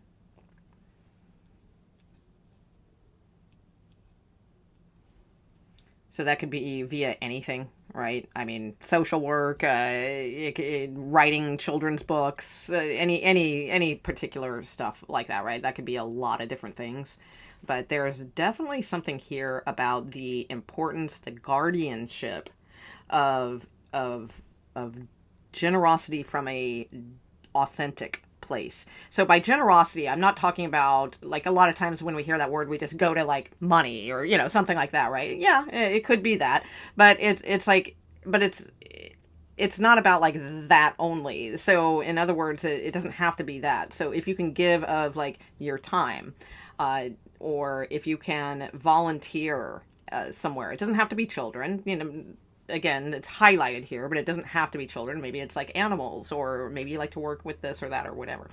Or again, people that you truly have a bond with. It's like as you can give to them generously. So whatever that may be, your time, your love, your compassion, your maybe they just need an ear now and then. Sometimes could be money or things like that. Six of Cups is usually though more about like the simpler things of life. So it's like just being you and your genuine self and following your intuition is what manifests. All right. So it's like, so it's not about like a bunch of magic keys or a bunch of occult hidden secrets or those types of things for you. It's about like you manifest when you are your genuine, authentic, giving self. And that's when things like can really, when you take like the high road, right? The high road. And you don't like kind of tiptoe around things or stuff like that. That's when you are really manifesting like your highest self here. And that in turn, again, I feel like helps others as well. All right, let me see if there's anything else. Hold on.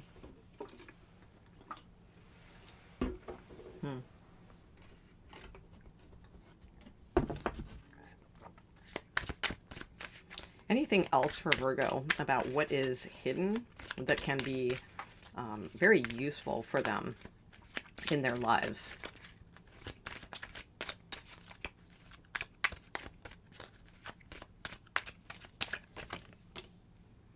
Five of Pentacles. Someone else had that. Gosh, who was it? Was it Taurus? No, it wasn't Taurus. Maybe Gemini. I think it might have been Gemini. So if you have Gemini, you may want to look at that as well. Yeah, the Five of Pentacles, able to help others. Oh my gosh. Because the Five of Pentacles is literally about that. It's about asking for help when you need help. All right. Like being wise enough to know to ask for help when you do need it. But I think like you have the ability to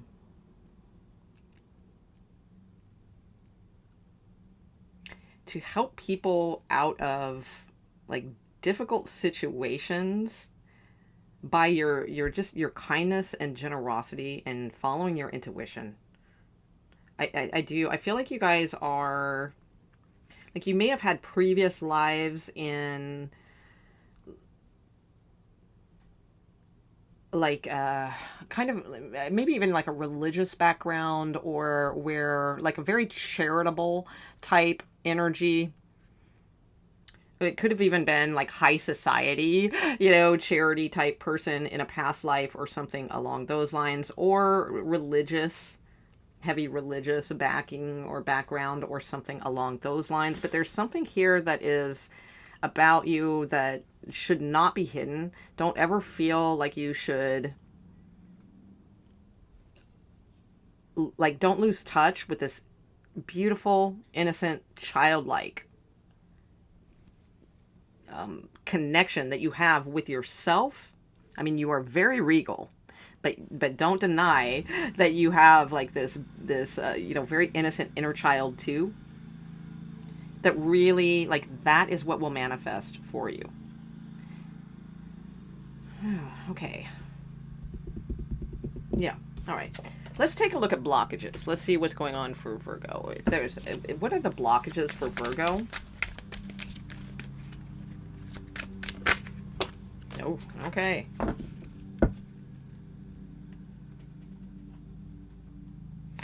So you have too risky at the bottom of the deck, that says you feel like it's not worth the risk, but opening your heart is a risk worth taking.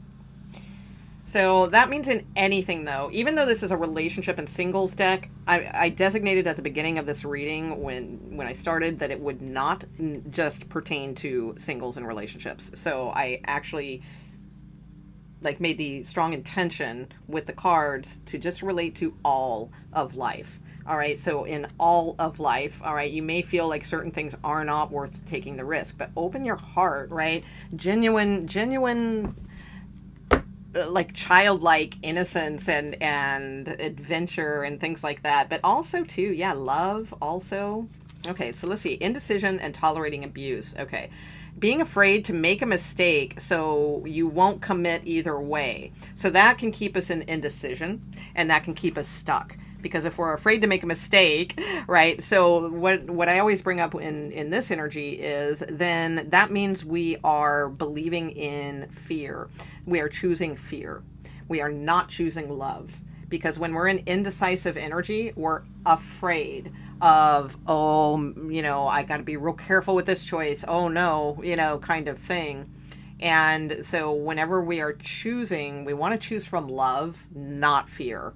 So definitely, you know, that is an energy that could be blocked within you. So just decisions should always be made based on love, not on the what ifs and oh my gosh, and what if I do this wrong, or what if that doesn't turn out, or anything like that. And then we have this tolerating abuse card here. Any kind of abuse is not okay. You deserve someone who will treat you well. So that could be a blockage as well, like putting up with people who, you know, just don't treat you well, basically. And I mean, this could be in any area. This could be at work. This could be at in your family. This could be, you know, lovers or relationship, you know, romantic relationships or any of those types of things. Friends, even. I mean, friends, you know, people that we call friends and we have a loyalty to them because there's time there or something like that. Loyalty should be based on actual friendship, right? Not a timeline. So there's something about that as well. All right, so last but not least, let's take a look at one actual tangible action to take at this time for whatever may be on your mind that will benefit you and be positive, movement forward for you. What tangible action can Virgo take? Look at all the different perspectives and then take your leap of faith. Okay, that's one. What tangible action can Virgo take in order to move toward a positive result? Five of Swords. Stand up for yourself. Wow, that's an interesting one. Yeah. Oh, I like it. The Chariot. Okay. Yeah, and you have the Sun card here at the bottom of the deck as well. Fight for what is yours. Stand up for yourself. Normally with the Five of Swords, I look at it, I view it as a negative card, right? Like if I'm looking at it in a love reading or, you know, something like that. But we are looking at what tangible action to take that will benefit you.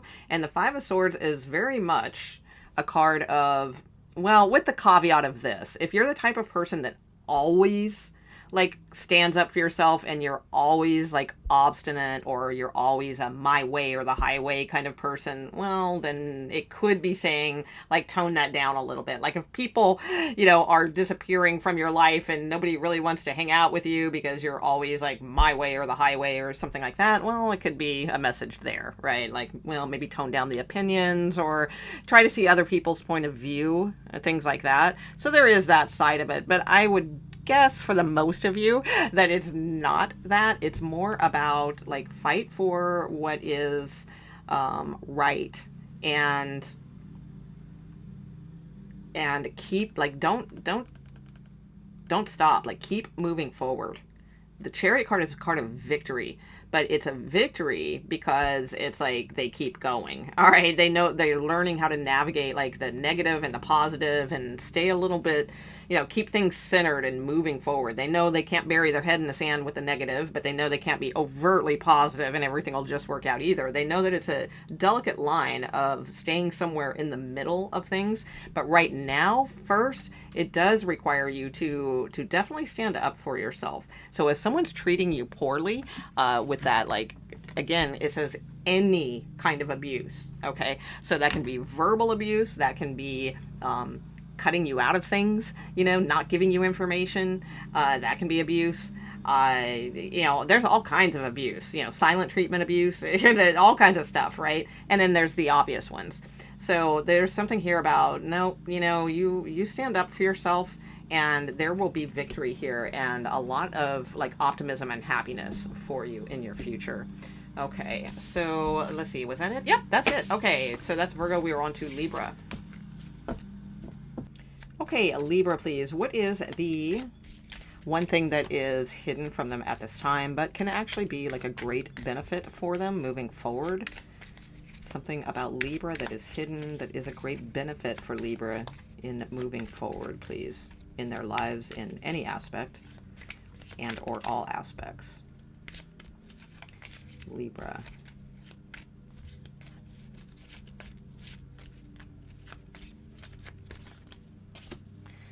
Flirtation, Sagittarius energy. Interesting. Okay, so I'm going to get some more cards and then we'll talk about this. Okay. So kind of your ruler energy. We've got Venus here. Okay.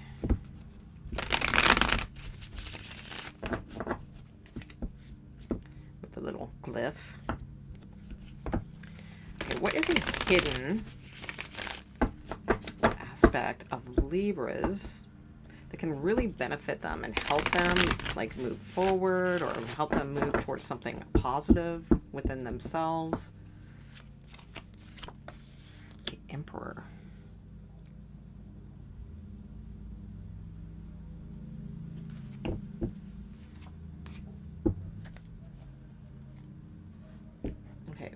more, and then I might have to study your message a little bit more. Nothing's coming quite yet.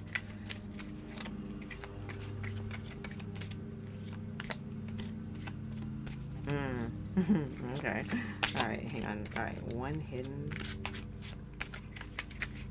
Okay. I think I get what it is already. Okay, yeah, the Tower. All right, yeah, that makes sense. And then the Queen of Wands here. Okay, for sure. All right, so this is interesting. Yours is unique. I feel like Libra, you have a lot of like muse quality. Whether you're a masculine or a feminine, frankly, I feel like you have the ability to inspire like others who are very like concrete, solid, stoic. This is, this is that, this is who I am. Like you have the ability to rock their world in like a whole different perspective, to bring out the more creative, fun, interesting side of people. So you may have a talent for seeing talents in others that they don't know they have. You may also inspire that from them. So it's like, it's a very muse, like M-U-S-E, like quality that I see, whether or not you're masculine or feminine. So there's definitely that. I also feel like people probably find you much more attractive than you realize. And it's not just, although I do think it is looks in some ways, but it's not just looks. Again, I feel like it's just your overall energy, because again, you have the ability to like crack shells of people who, harden shells, and find that romantic side of them, or that creative side of them, or that adventurous spirit of them. So I feel like you bring that out in others who would otherwise just be like hard shells. So I'm not exactly sure like what you can do with that. I mean, I'm sure that could translate to a lot of different things. You may be good at, for instance, maybe teaching classes on such things, or just inspiring others in new directions, because I feel like you could have like a lot of influence also. I think that you, not with every single, like I don't see it as like major influence, like where everyone will dig you, or get, it's these types are going to be like attracted to you. So it's sort of like, I feel like this reading is sort of like a market research reading for you. All right, let's put it in those terms, where that is your fan base. Okay.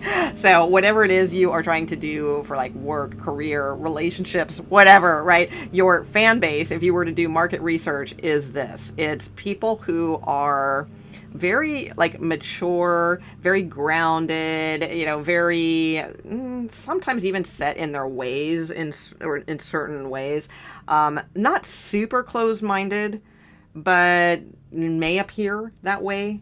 Your ability is you are able to crack that wide open and get them to open up and be a little more fun, or a little bit more, again, getting in touch with their like inner child or their creativity or something along those lines. Okay. All right. So now let's take a look at any blockages. I'm sorry about the lawn mowing in the back. In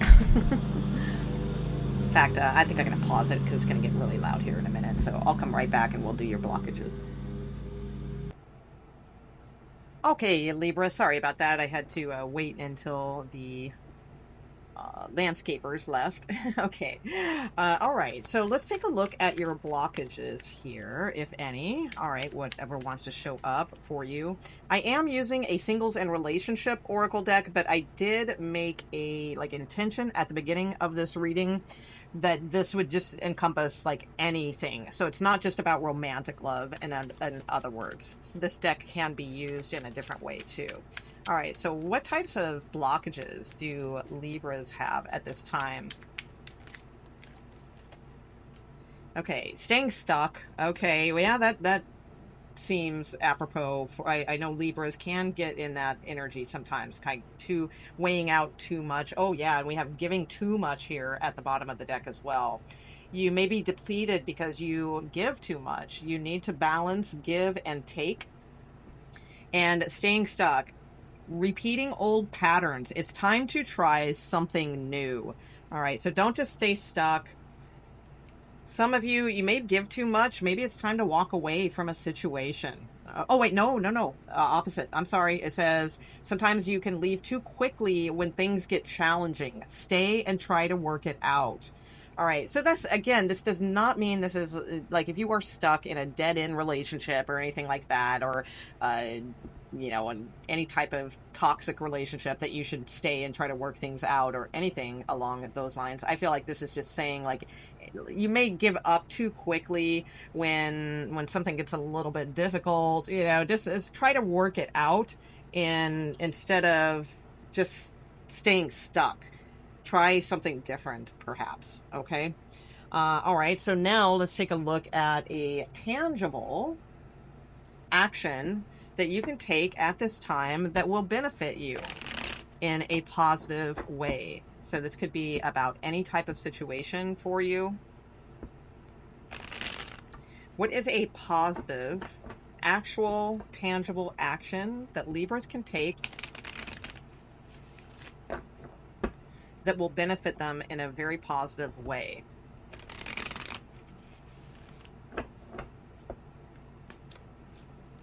The moon. Interesting. Subconscious.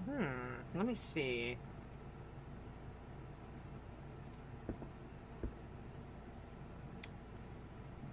It's not really like an action card, but it kind of is. Let me think about this a little bit.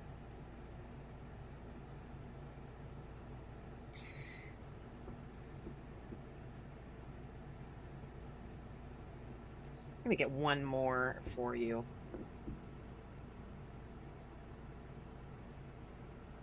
No, not the tarot. Okay, hold on.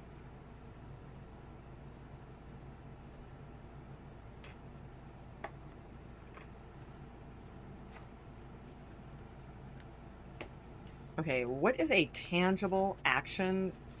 What does this represent, the moon, in like which respect, as far as relating to a tangible action for Libras? I mean, it can definitely be things like meditate, or, go deep into your subconscious, and possibly subconscious new programming, like programming your subconscious towards new things. Okay. Joy. Interesting. So right when I was saying that, yeah, and you have transmutation here. Transmuting sort of sorrowful, melancholy, depressive type energy of your subconscious into joy. All right, so tangibly, I mean, that would be different for each and every one of you. I don't know if I can tell you exactly like what to do. For some of you, it could require you doing affirmations at night, we're like in that sleepy time, that sleepy zone where your subconscious is more willing to soak things in. For others of you, it could just really be, doing your self-work, positive attitude, whatever you can do to, boost your joy. This could be physical activity sometimes, so you get what I'm saying. Like, everybody's gonna have a different thing that they need to do, but this is giving you a very solid clue that your tangible action does involve needing to steer away from the melancholy of the that may be deeply buried in the subconscious, and start gearing that more towards seeing joyful things in your future, focusing on things that give you joy. Some of you possibly need to be a little more social with hummingbird spirit here also, so that could be like an actual tangible way as well. Or just busy, like staying busy with something instead of sort of drowning in the, like, too much water, I feel, is not your friend right now, right? It's like kind of drowning the emotion of things, and like tangibly socialize or move towards things that will take you from the depressive to the joyful. So again, it could be physical exercise, it could be a combination of all these things. It could absolutely be like affirmations at night. It could be paying close attention to others' energy and not letting it affect yours or get you down or depressed. It could absolutely have a lot to do with giving too much and denying your own sociable aspect also. All right, so any types of those things, it's like needing to transmute this moon melancholy. Look up the moon card on Google, read about it, and you'll see what I'm saying, right? Like that, none of that is what you want to move toward. You want to move towards transmuting that energy to joyful experiences, lighter energy, not heavy, deep, depressing energy. Okay. All right, we are on to Scorpio. Okay, Scorpios, please tell me about Scorpio. What is that one hidden thing that really needs to be revealed for forward movement and change for Scorpio, please? Positive change for Scorpio. Something that is hidden, that is not being seen. Scorpio may be aware of this particular attribute, but they may be hiding it, though, and not bringing it to light, or they may not be aware of it at all. So what would you like to show us, please, Source, about Scorpio and hidden? Okay. The Chariot. Wow. All right. Great card. You have Justice at the bottom of the deck as well. All right. So able to bust through karmas, really create your own like right action and good karma also. And that may be something like that you are really good at, and it needs to be like exercised, like used and utilized, I should say, not exercised. That I don't like that word that much. Like more like utilized, I guess would be what I'm trying to say here. Okay, so let's see. Also the ability, and of course, this makes perfect sense for Scorpio, definitely able to navigate between the dark and the light and steer somewhere in the middle. I think Scorpios are excellent at this, typically.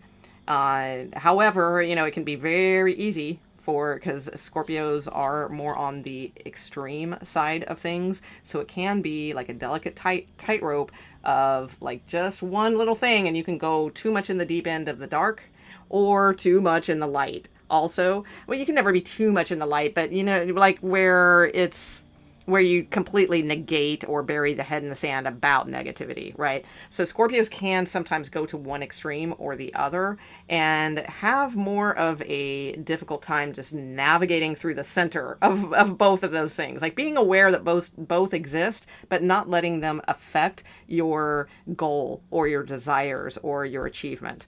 So I do feel like this is saying you do have that ability. You are excellent at that ability, and you may or may not know this, but you have the talent here, the gift of being able to set your sight on something and achieve it.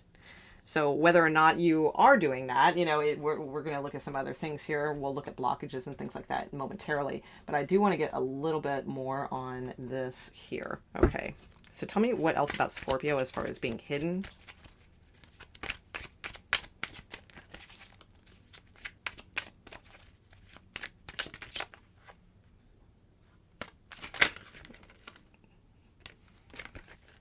Seven of Wands. Okay, and Five of Cups, which is a Scorpio card. Interesting. I'm not going to take that one, though, because this is the one that flipped around. Okay, but I feel like that is part of the journey. Five of Cups, which is a scorpionic designated card. Okay, so you have the Seven of Wands. Oh my God, yeah, you are such a warrior, Scorpio. Chariot card and Seven of Wands. You are a fighter. So again, I don't think this is anything you don't know about yourself. And I did say that in the intro, that it may not be something that's so hidden and secret that you didn't know about yourself. A lot of you will know these things about yourself, but what this reading is about is saying, well, you're hiding that part of yourself, though. You need to like bring, or not you need to, but it's suggesting to bring that energy out and not keep it hidden or to yourself. You are a fighter. You are a warrior, absolutely. Both especially on the spiritual plane, very much so on the spiritual plane. uh, which that makes a lot of sense. But, you know, on the earthly plane as well, although really, really, really leaning more towards the spiritual plane for you guys. But that's the thing is, I feel because of that, you are able, if you set your sight on a one-sided focus, you will achieve in the material plane as well. Let me see something here.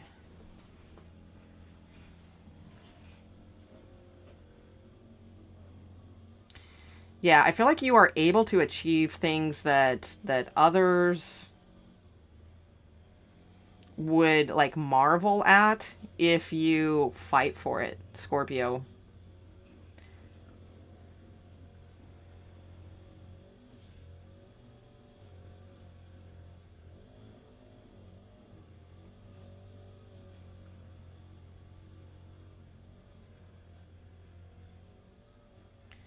Others won't always like have like okay, you have a strong passion that others don't understand. I see that too.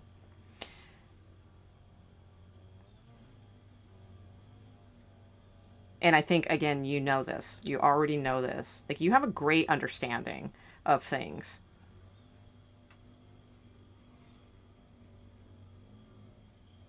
Hold on one second. There's more. Hold on.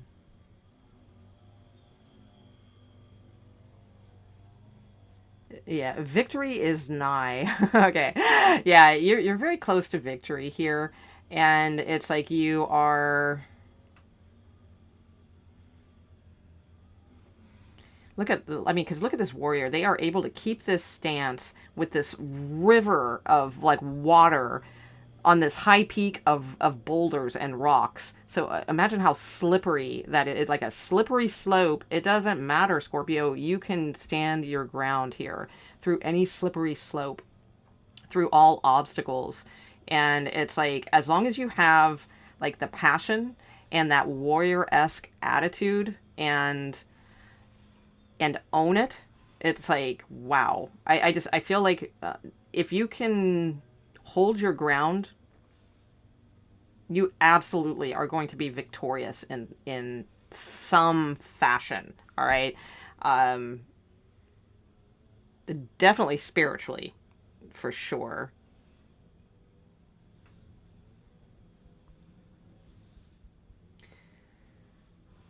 Yeah. Wow. So karmic. Interesting. Okay. What about as this pertains to earthly energy for Scorpio? Like I see the spiritual plane warrior very clearly here for sure.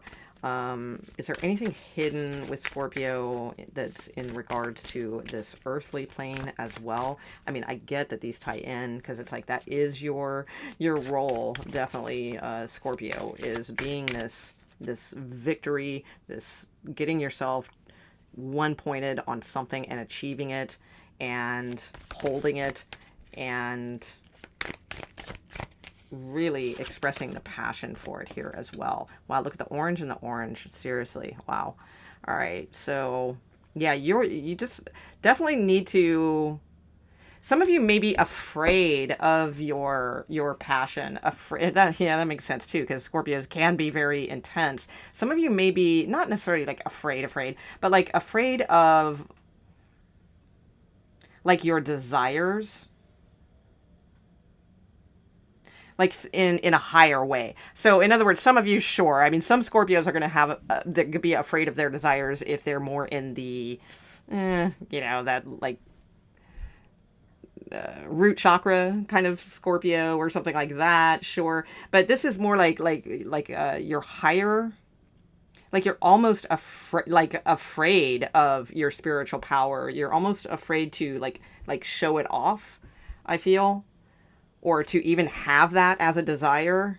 Like you may be like too spiritual or something like that where you are thinking, oh, you know, I shouldn't show off or I shouldn't you know, do this or do that or something along those lines where it's like, no, I feel the reason like you guys on the earthly plane, if you've been in choppy waters, that most likely it's because you haven't really made peace with the fact that, yes, you do have desires. You have a lot of passions and desires here. And there's nothing wrong with that. I mean, we are here on the material plane. So if you were supposed to have no desires, A, you wouldn't be alive, and B, it's like you wouldn't be here. You know, you'd be floating around in, you know, oops, sorry, some other, you know, the frontier of the universe or something like that, right? So you are here on Earth, so do not be like ashamed or feel like, oh, I shouldn't push for too much, or, you know, any of those types of things. Hell no, you are a freaking warrior, Scorpio. All right. And again, you can stand on these slippery boulders with water rushing down this cliff and hold your ground. You are super strong. So you do not let the emotions, you rise above the emotions and find your single pointed focus, and you move to that point. And you're going to arrive at like a calmer, more clearer era in your life. I feel like once you really like make friends with this and peace with this. Okay, so let's look at any blockages. There it is. Okay. So this is a singles and relationship deck, but I designated before the reading, like with intention, that this would just be all-encompassing. So it doesn't necessarily pertain to romantic love. In other words, it may for some of you, but it's like I intended it to be like just a general overall message of pertaining to any area of your life. Okay. All right. So let's see. What are the blockages, if any, for Scorpio? That's going on. All right. What blockages do they need to be aware of that they can work with to overcome? Okay, unworthy. Oh, yeah, Scorpio, come on, right? Okay, it says, you deserve an amazing relationship. Take steps to heal doubts about yourself. Wow. All right, so some of you, I will say, like, that could definitely be with, like, romantic relationships. Or actually, though, again, any type of relationship, family relationships. Some of you maybe feel like you don't live up to like expectations in family or something along those lines. So you deserve an amazing relationship. Take steps to heal doubts about yourself. Okay, anything else? Okay, and I feel like this one too. There's one that's, yeah, all right. Being needy. Okay. Ugh. All right. Let's see.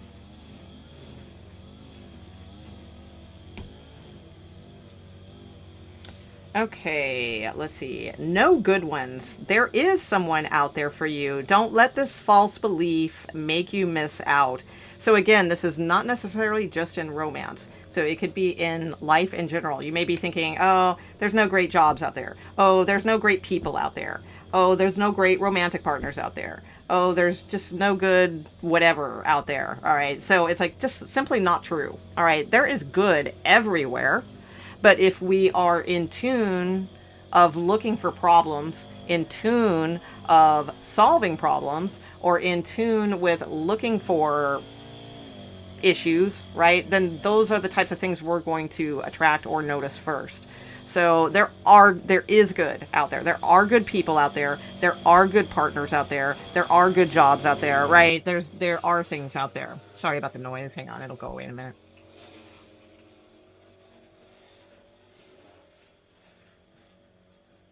Okay. All right, so with the being needy card, wow, that picture.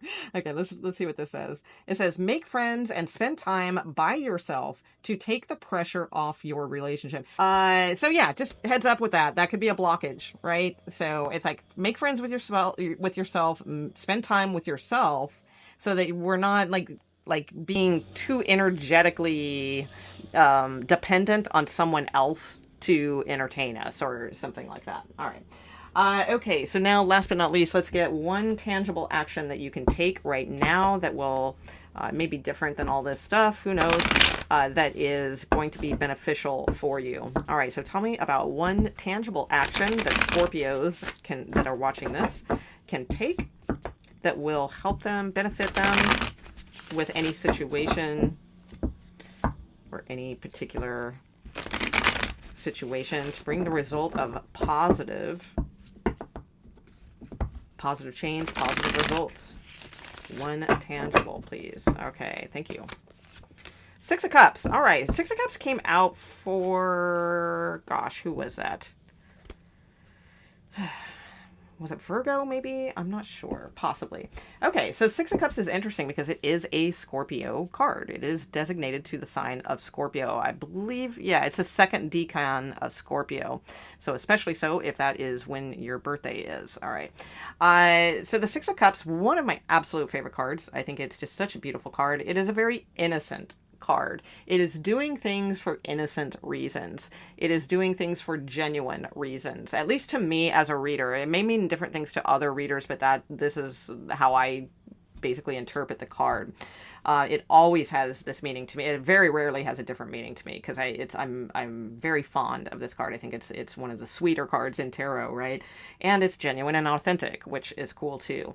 So there's definitely like this could be like being kind to someone, being generous with someone.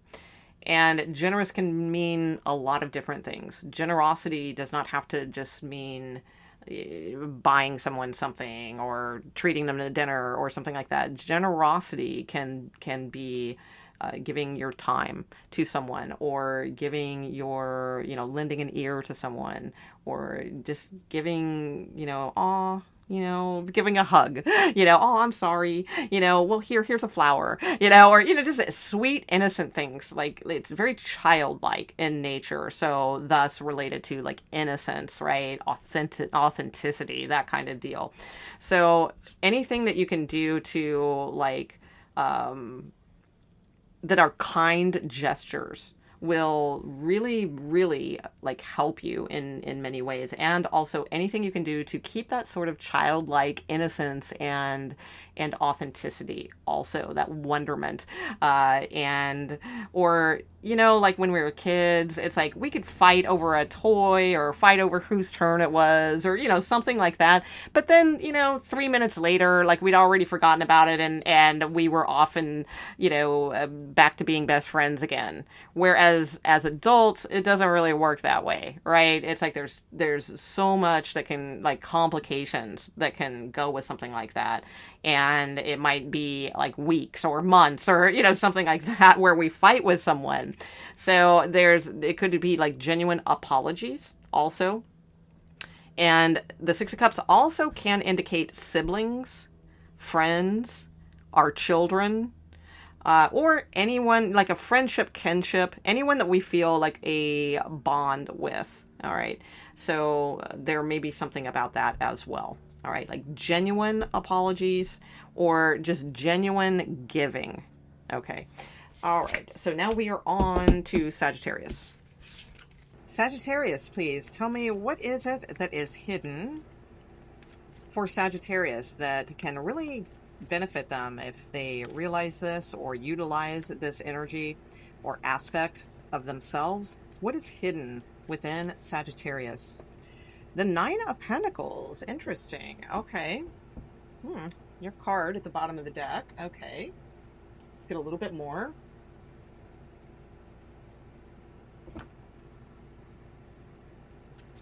So Sagittarius, most likely you are very skilled at something unique that could really build like a pretty good foundation for you.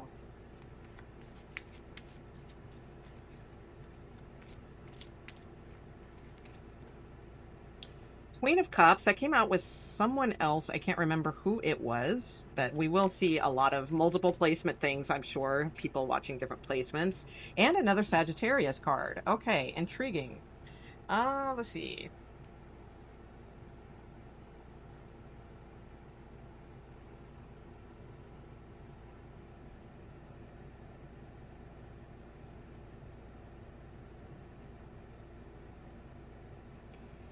You have hope for the wounded, is one thing I see. And there's something about that could actually make you like money, or like foundational money. Not in a take advantage of the poor, people who are hurt and are hurting or anything like that. Not in that kind of way. So obviously, I mean, Queen of Cups is here. So it's a genuine way. It's a very caring and nurturing way.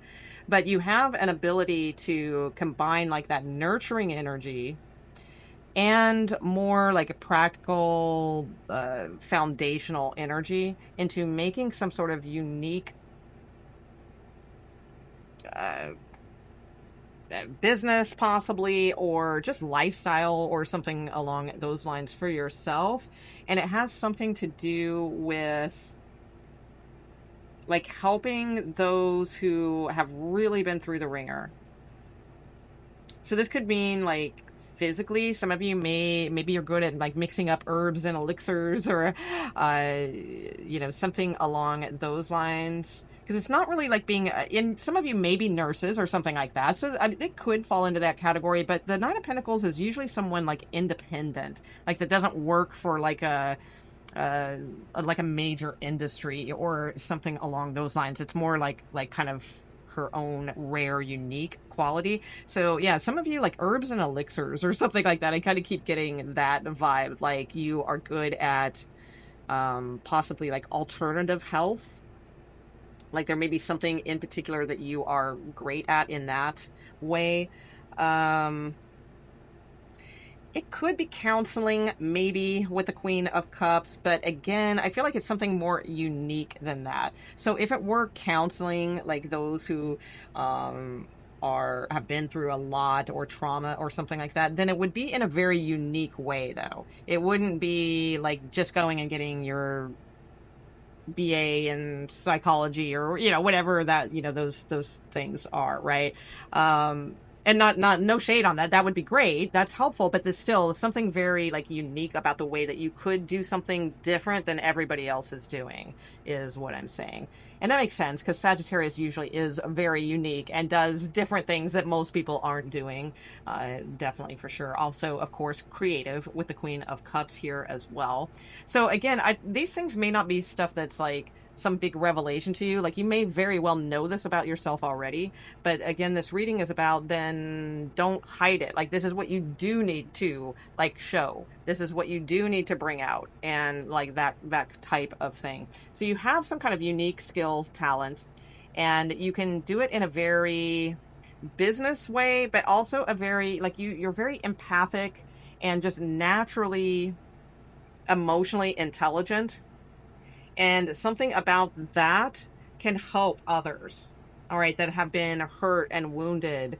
And chances are you have probably been this and were able to transform yourself. And that is what is giving you like that foundation to work on. Or I'm getting some of you, it wasn't you, it was like someone else, possibly in a family, like maybe like a brother or an uncle or something along those lines, that you have a very nurturing aspect, like a very nurturing effect on this person. So some of you, if you're not sure like what this is, like look to that. There may have been like a masculine at some point in your life that you helped them in some way with something, and that something may be exactly what you can use tangibly to like build a business or build some kind of foundation for yourself. Because I really think this is saying like you have the hidden ability to become pretty darn prosperous here and financially secure based on something that you are very creative at or very adept at, in that either has something to do with creative arts or like nurturing or emotional intelligence, something along those lines. Something very unique. Okay, so let's see what blockages may be going on for you. Tell me about Sagittarius. What are the blockages?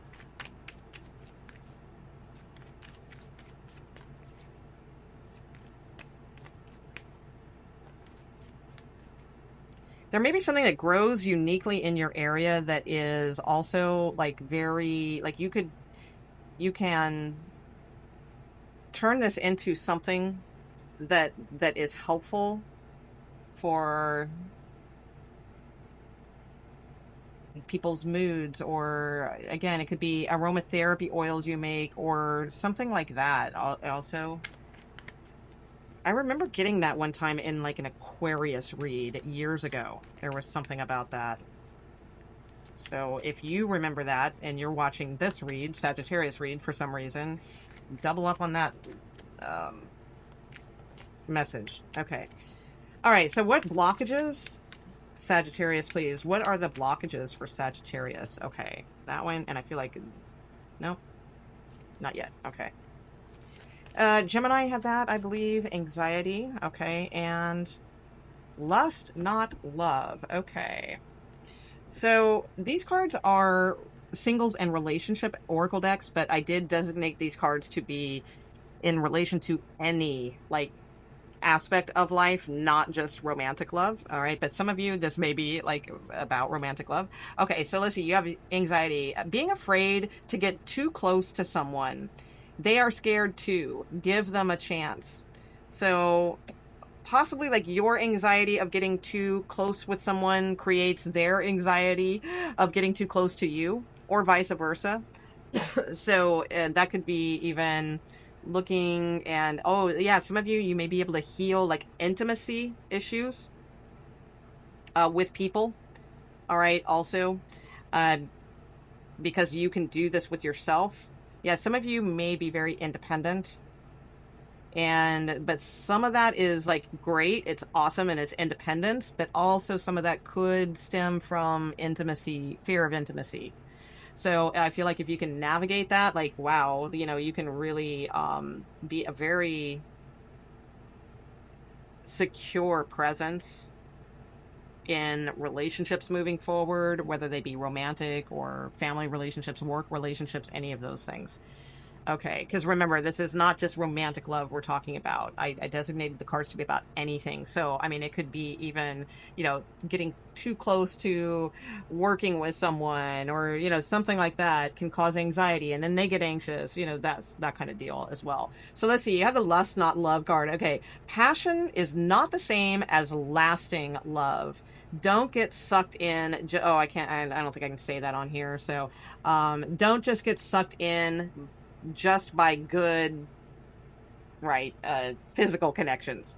So if we're looking at this as not a romantic card, although it could very well be about romantic relationships for you too, that could be a blockage. But when we look at it in the overall, it can really transfer to that as well, because it's like this last word could just as easily be substituted for just by like all the glitters isn't gold, or by the glittery things. So anything in your life that like you may lust after things, but it's not showing like that love, that passion that's built from love, not lust. All right. Okay, so let's see what we have as far as a tangible action you can take. All right, what is a tangible action that Sagittarius can take right now? Yeah.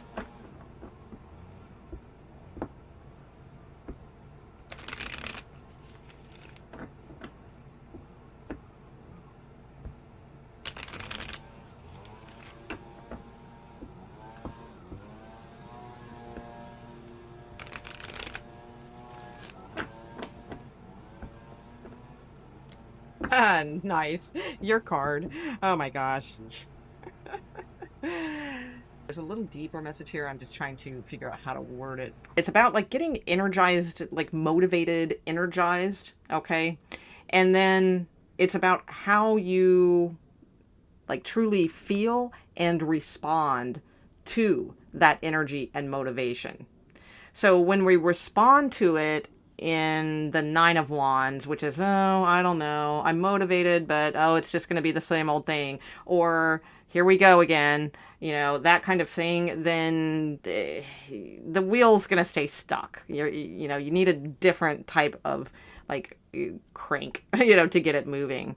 So it's definitely a need to take time to really pinpoint what it is you want to get energized and motivated about. So, and don't worry about like choosing the wrong thing or, well, I have so many things. What should I, none of that. Don't get lost in that minutia of things. Just pick something and just feel that, like the energy of just motivating yourself needs to be in unison with how you truly feel and thus respond with that energy. So it's basically like thought, feeling, action kind of deal, or desire, that impulse, desire, what have you. So and the action then, that like how you're going to, like what type of like energy, motion are you going to put into something and then move forward, right? So yours is very much about putting in the proper energy motion. And that is what is going to like help you like turn this wheel in your favor for sure. Because I feel like you guys have been stuck. And because of that stuckness, you have this intelligence. You actually have something you can offer uniquely to others to help them also. And it's like that is part of it, is like just pinpointing something and then making that motivation work through getting on board with your emotions in the proper energy of the sun, optimism. Okay. All right. That's, is that it? Yeah, that's it. We're on to Capricorn. Okay. Okay. All right, Capricorn. Let's take a look and see what it is that is hidden, that definitely needs to be seen and shown. What is hidden within Capricorns that are watching this video that really needs to be seen and shown in order to move forward, have good, positive forward movement, progress in their lives, please. Strength, inner strength. Ah, intriguing. Okay. Different perspectives. Your card, intriguing. Okay. All right. Well, that's more the tangible action. All right, so hold on. Let me just take a look at the strength card. Okay, I know what the other cards were, though, but all right. I gotta stay on point here with the reading. Okay, tell me about, give me one more card, please, for Capricorns. About some kind of inner, thank you.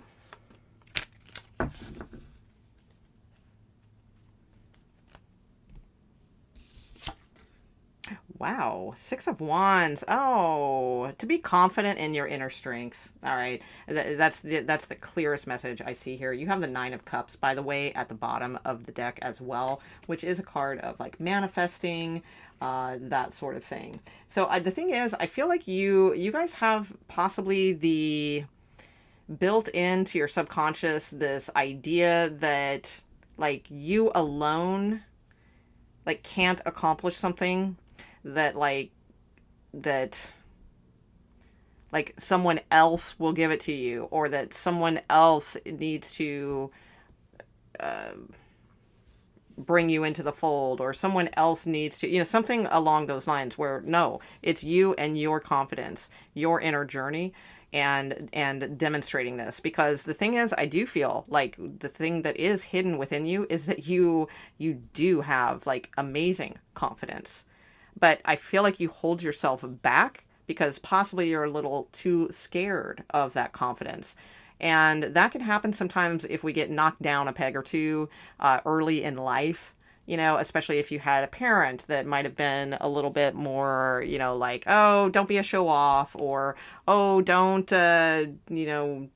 be so brash or bold, or, something like that. Hold on, I'm going to take a drink of water. One moment.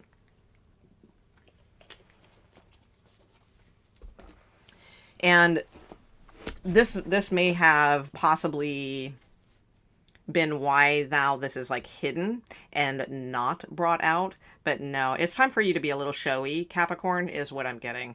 Because we have the card of Leo here. We have another card of Leo here.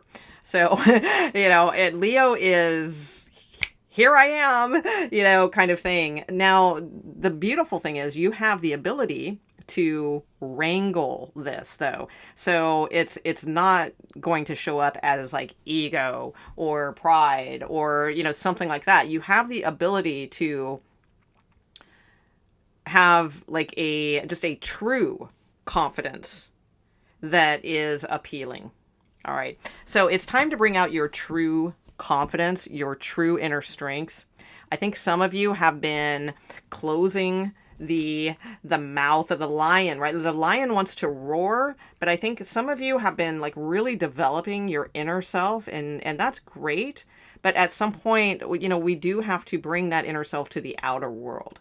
So I feel like your hidden ability or hidden message, you know, at this time is to start demonstrating your inner strength confidently and not questioning everything also too much, and just keep moving forward confidently as much as you can. Don't be afraid if it like of coming off too showy or flashy or anything like that. You won't.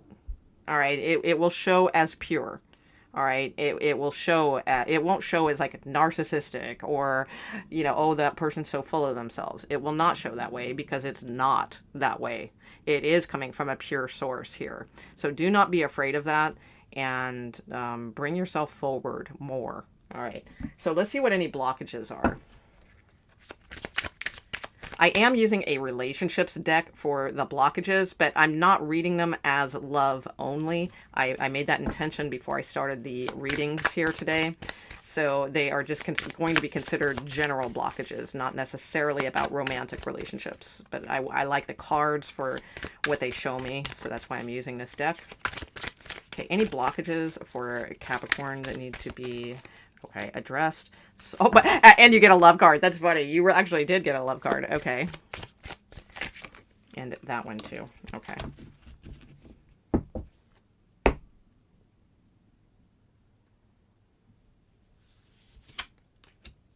Addiction. Interesting.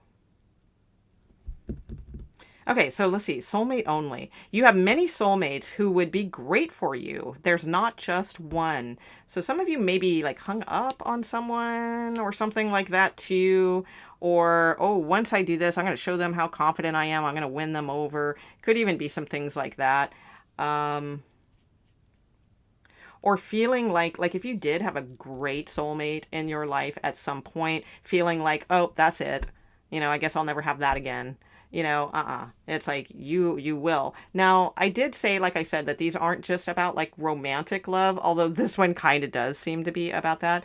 But we can equate this to other things. So if I am going to look at this in a general sense, this could even be like about work or career or something like that. It's like you have many, you know, soulmate jobs. It doesn't, you know, that could be really great for you. So it doesn't have to be like just the one that you picked initially. Maybe you can change jobs or, you know, something along those lines. So it could be in that deal as well. So the addiction card is here. No really candy coating that one. I mean, it is what it is. So it's like, again, since this isn't necessarily romantic love, because it does say that you could possibly be obsessed with someone, right? But it does say here, or struggling with addiction, get help. So it could be addiction to people.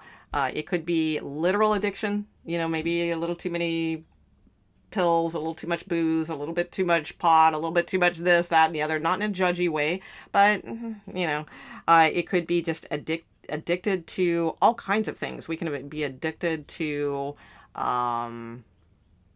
looking for problems. We can be addicted to criticism. We can, you know, and that's going to, you know, move people away from you. We can be addicted to like just negative thinking, you know, or literal. There could be like a literal addiction here that is blocking you. Okay. All right, so let's take a look and see one tangible thing that you can do at this time that will help you to move forward. All right, so give me a tangible action, please. Oh, there you go. A tangible action for Capricorns that they can take that will like ultimately move them toward a more positive outcome.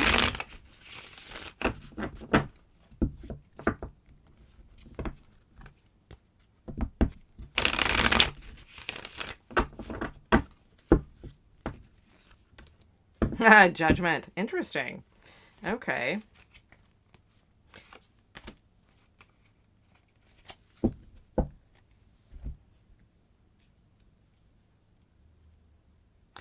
So this is an interesting combination. Okay, so there's a couple different things here. So it's general reading, so it can apply differently. So I do see a couple different things. So whichever one, if any, seems to hit with you the most. So the first thing I see is this can absolutely mean like it's time to wake up. It's like the trumpet is blaring. It is time to come out of your sleeping coffin here and wake up. Move away from what has emotionally not fulfilled you. Even if you've put a lot of time and effort into it, like it is not working for you. It is time to go find your ninth cup. And you had that 9 of cups at the bottom of the deck. The 8 of cups go into the 9th cup, right? So some of you need to like, it's like a wake up call. Like you need to raise up from the slumber, that you've been in. And even if you've emotionally invested a lot into something, here, it's like time to leave that unfulfilled energy because it's not working for you, and go towards like new manifestations. All right. And we did see that Ace of Wands as I was shuffling. 10 of Swords, Ace of Wands. When I was shuffling, I held up those cards, ending something, moving towards something new. Okay, so there's that message. Others of you, it's funny because I said something about criticism here. So some of you, it could have something to do with that. Like a tangible thing that you can do is it may have something to do with like how you judge others or something along those lines. Not being too emotionally attached to that, and choose your battles wisely. So a lot of times we can be hypercritical in relationships, or we can push people away with those things in work relationships, in love relationships, in family dynamics, all those things by being too judgmental. And that's the thing, like earth signs typically kind of can run that gamut because they are smart about things. So it's like, it doesn't come from like that's a problem though. People don't recognize that. So it doesn't come from a place of malice or, or I don't think earth signs want to be like criticizing, or anything like that. But it's like, it does come out because it's like, you're the same way to yourself. It's like you are probably very, skilled about certain things. So like when things are done oddly or things aren't done that make sense, you may tend to like focus on those things and try to course correct them with people. So, and this can be a little bit too hyperactive in the sense of it could be things like how they put the toothpaste back in the I always use that example because it's just a silly example, you're right, because it's like stupid things that couples fight about, right? Like how they put the toothpaste cap back on the toothpaste, or that they squeeze from the middle instead of from the bottom, stuff like that. Hypercritical stuff is going to like not serve you. All right, so like moving away from being too emotionally attached to judging situations, from the smallest things, like the example I just gave with the toothpaste, to the larger things also, and give things more of a room to grow and become their own, whether it be friendships, loving relationships, family relationships, things like that. We're not the like karma police of the world, right? So we're only responsible for our own discernment, and that is all. All right. And then if others want to learn from example, all right, if you're setting a good example, it's like in other words, they don't need necessarily you pointing it out every 20 seconds, right? It's like if you set a good example, they either learn from it or they don't. But it's not up to us to police the whole world and make sure they learn that lesson because it is the best way to do it, right? Like that kind of thing. So those are the things that I see going on here. All right. Others of you, if you've been trying to, this is the last one I see, if you have been trying to revive some kind of situation that you keep emotionally investing in, but it ain't working. Maybe somebody else has an addiction, all right, or something like that. I feel it's time to walk away, all right? It's like if it's not working, it's not working. And that is most likely more of a romantic situation, all right? So emotionally detach the best that you can.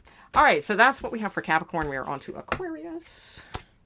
All right, Aquarius, let's see here what is going on for Aquarius. So Aquarius, we are looking at one thing hidden within you that can be very beneficial for you right now.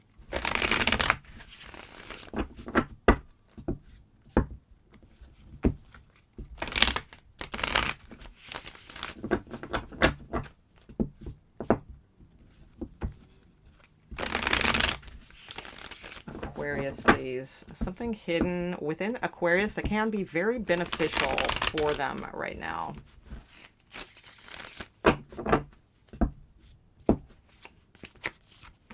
Queen of Wands. Oh, I like the Queen of Wands for you. All right, that's good. All right, so let me pull one or two more. Hold on. So you guys have off the hook intuition. All right, that's what that's saying right there. So like utilize that. It is time to get creative. Think outside the box. Do some creative problem solving. But not getting hung up on that, all right, because it's an action-oriented card also. Oh, I'm sorry, I'm giving you advice on, I forgot this is what's hidden. Sorry, hang on. Okay, and we have the moon. Okay, interesting. And tell me hidden abilities, please.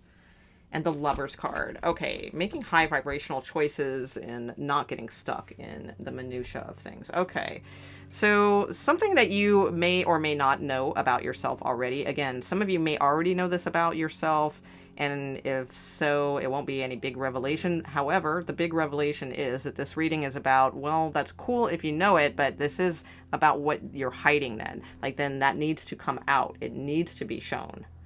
All right, so let's see. So the Queen of Wands, so what needs to be shown, what needs to not be hidden anymore is that you are very psychic. You are very creative. You are a very good creative problem solver. You are very attracting. So like you're very magnetic. You can attract things rather than chase things. You have a very, very deep subconscious. Very deep subconscious. Like it is like hella active. So probably when you are sleeping, there is probably like all kinds of worlds going on in there. All right. You very, very much have a very highly active subconscious.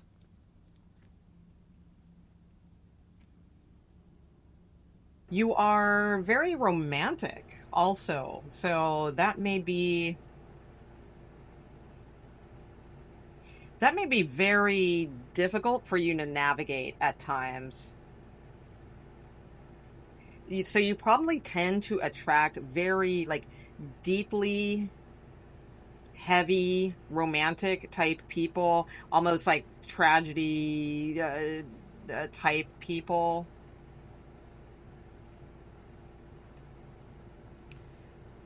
But that again is part of your like deeper unconscious or subconscious also.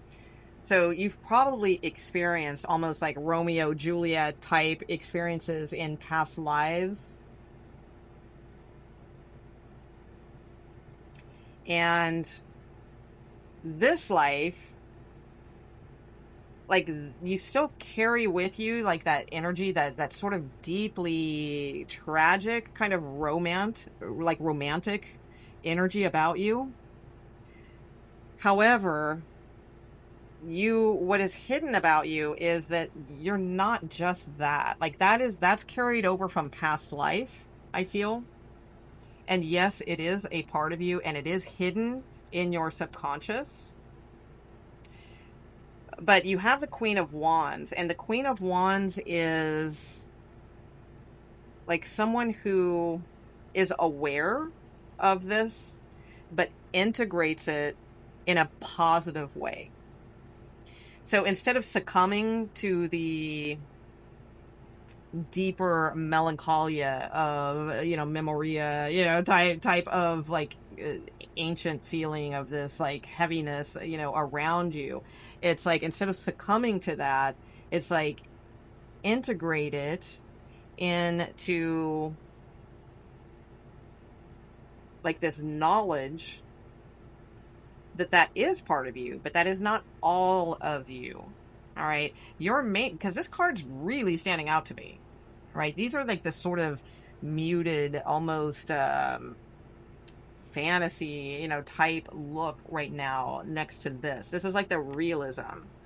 So some of you might make really, really good fantasy writers or romance writers also, like really good. Very almost gothic romantic type or something along those lines. So there's that. But others of you, I think it's more like not hiding this aspect of yourself, because again, this reading is about like needing to recognize what is hidden and utilize it, right? Instead of hiding it or keeping it hidden. So understand this part of yourself. Yes. Do I think you need to go full force into this? No. Unless it is, like I said, for writing purposes or creativity purposes, sure, that's fine. But as far as living your life, no. Like, I feel like this is what is hidden within you that you're not seeing so much that does need to be presented. And that is that you are, like I said, more of a go-getter, creative problem solver. You have a lot of creativity, by the way. That's and a lot of psychic ability also. A lot of psychic ability. And but if you allow that energy to only go into like the romantic trauma of life, or like there's a part of you that possibly like craves that in a way because it was such a deeply ingrained part of like your past lives, maybe even the current life, but definitely past lives. So that may be something you want to gravitate towards. So that's what you're attracting. That's why I say you may attract these types to you that are deeply heavy, almost possibly like tragic romance type scenarios, right? So it's like instead, it's like get more into the like sort of upbeat, kind of Queen of Wands that is excited about their creativity, that is, again, creative problem solving, taking leadership and action, towards positivity and positive things. And that is what I feel is needing to come out at this time. All right. So let's take a look at any blockages.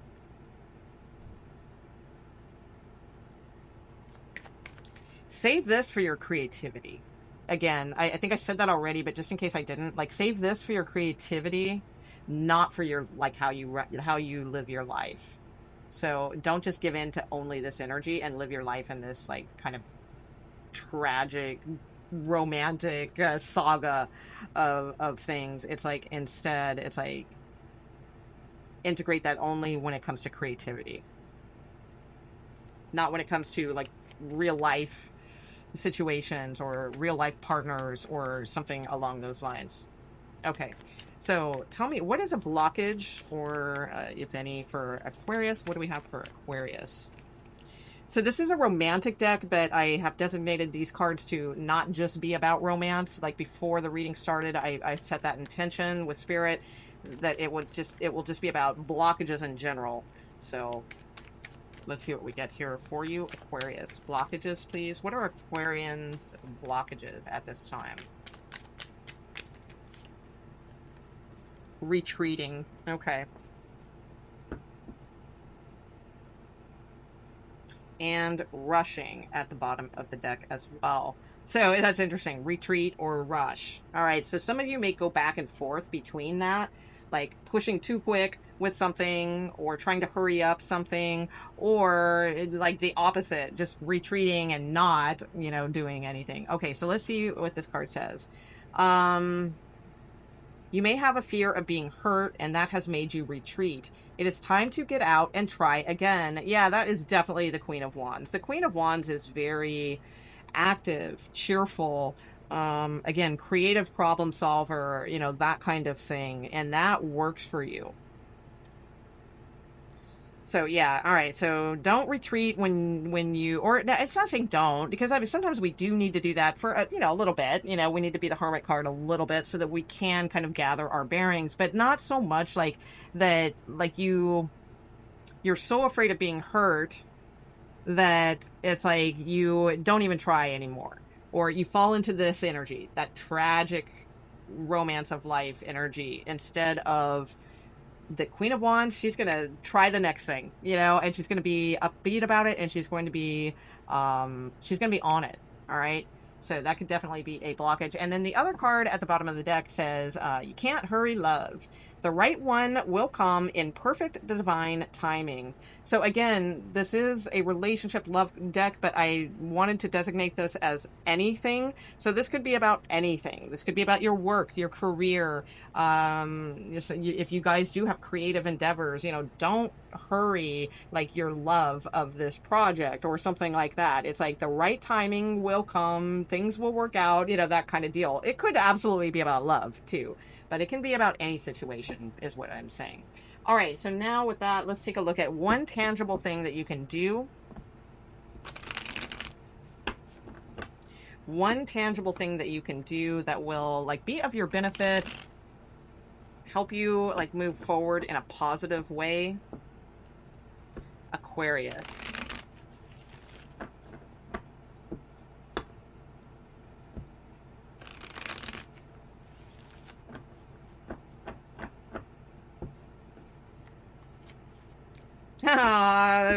Oh my God, seriously? Right? Okay. Very Aquarian anyway. I think the Fool card, just because of the freedom, and they're outside, taking their walk. They got their little pet with them. I don't know. I always think of the Fool card as like Aquarius energy, just personally. But anyway, okay, so we have the Ace of Cups here. So, super clear. Ace of Cups, offering genuine love. So not fake love, not fake offers, not motivated by this, like, oh, I'll do this and then I'll get that, or anything like that. This is all about genuine self-care, genuine love. Anything that is offered should be offered with purity of heart and love. It can be all kinds of things. The Ace of Cups, I mean, it's your tangible, thing that you can go for, right? So it's mostly, I would say the most important thing is, to me personally as a reader, the Ace of Cups is kind of tied into the heart chakra, and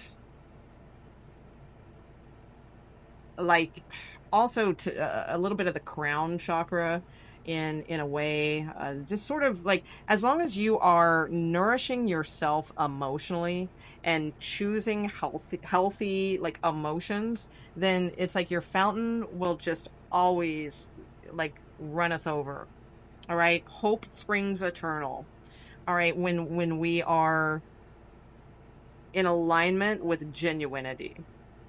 And so anything that you can do for like self-care, self-love is going to then bring in offers of love. It's going to allow you to offer genuine love, any of those things. So for some of you, if it's not as cosmic, you want to hear something a little bit more, again, tangible, this could absolutely be going toward like new love. Put yourself out there. This could be you offering love to someone. This could be taking a leap of faith toward someone. someone new. If it's new energy, all right, aces are always new, and you have new beginnings here with the Fool card. It's basically go after what you truly love, all right, and it's like things will like just spring forth from that. And that's always the case when we truly go towards like genuine what we truly love without big motivations behind it or big attachments to it or fears, you know, surrounding it or anything like that. So the Ace of Cups, it can also other like possible things. Sometimes the Ace of Cups can be like apologies, things like that. I would think that probably the Knight of Cups would have came out for that if it was, you know, something along those lines. But, you know, it could be that. It could be accepting in an apology or giving an apology. It can be putting a love offer, all right, or accepting a love offer, taking a leap of faith with somebody, all right, it could be that as well. But this would be light, a lighter person, not something heavy and gothic and deeply entranced in this romanticism, all right. It would be something lighter for you right now. Could be a new job offer also, or taking a leap of faith and putting some offers out there for new jobs.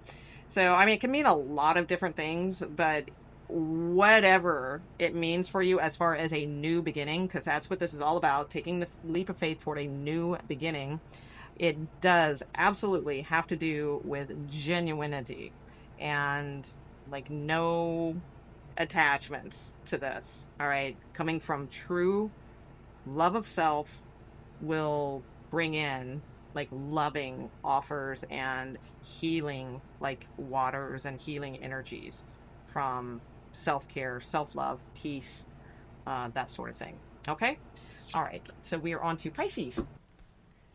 Pisces, please tell me about Pisces and what it is that is in the hidden for Pisces. Something about themselves that needs to come to light, or something perhaps maybe they didn't even know about themselves.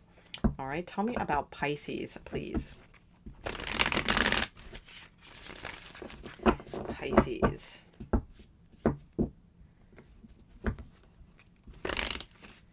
Pisces placements and Pisces placements that are watching this video. Tell me about them, please.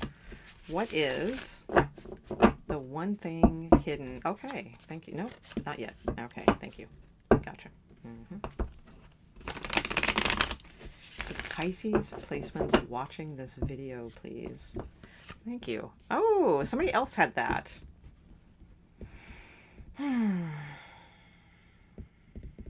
Capricorn, I think it was, or Aquarius. I just did Aquarius. I should remember. All right, so let me see. Let me get another card or two. Okay. Wow. Well, that was cool. Wow. Leadership qualities for sure. You have the Queen of Wands here at the bottom of the deck.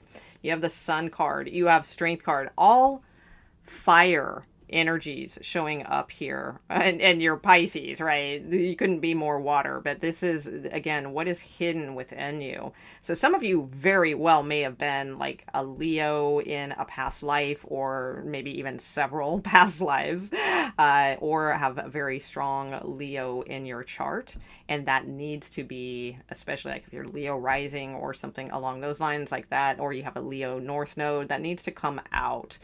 So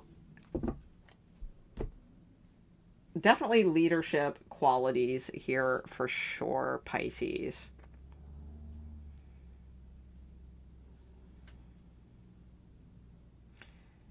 Strength and optimism. Courage.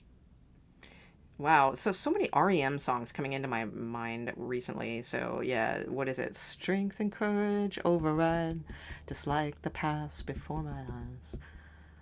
None of this is going my way. Oh my God! And this river, which is like the like water. Find the river. Okay, find the river. Came into my mind by REM. Oh yeah, that's a really deep song actually. If you it's there's some like metaphysical stuff in there for sure. Okay, so anyway, not to get too off track. All right, so hidden within you is the sun, literally. All right, there you go. And this inner strength that is like amazing. So definitely needing to honor that side of yourself.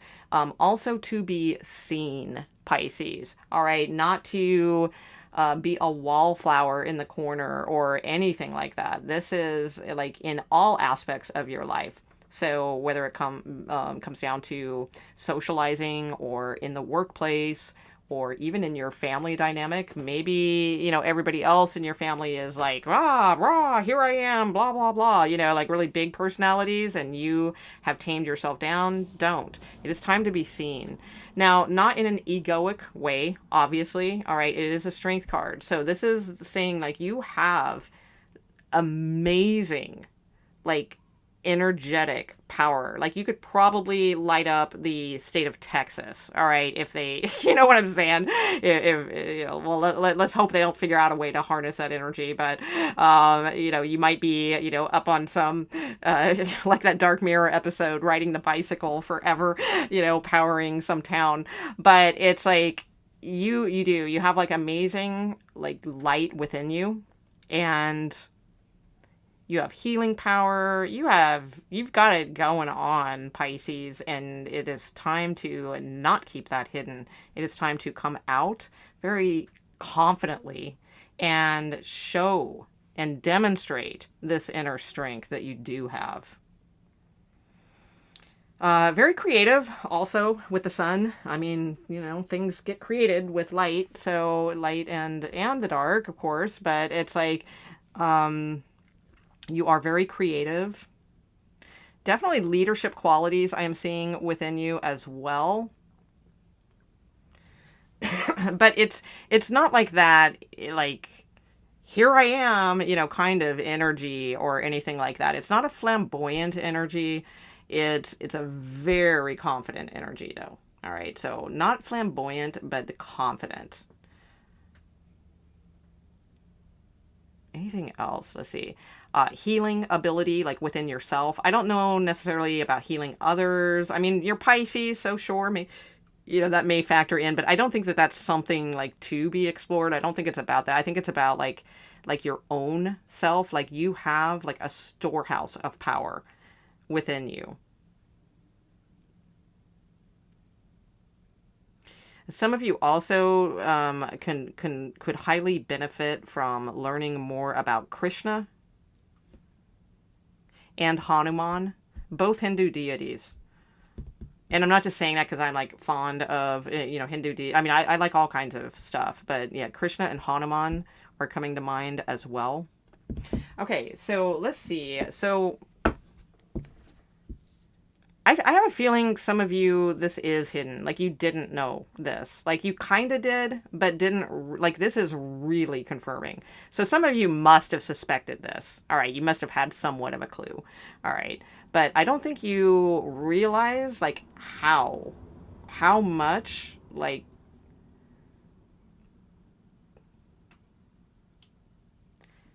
how much inner strength you have and how much you need to really bring that out and demonstrate that in some way. So I don't know if it's a specific talent, if it's a creativity that you have, or if it's just a personality that you need to show to the world, or your world, your inner circles, whatever, it's like, but there's definitely like, you need to, this little light of mine, I'm gonna let it shine. You really, it's not a little light. It's like, it's a blazing light. So you need to let it shine. Okay. All right. So tell me about blockages, please, for Pisces.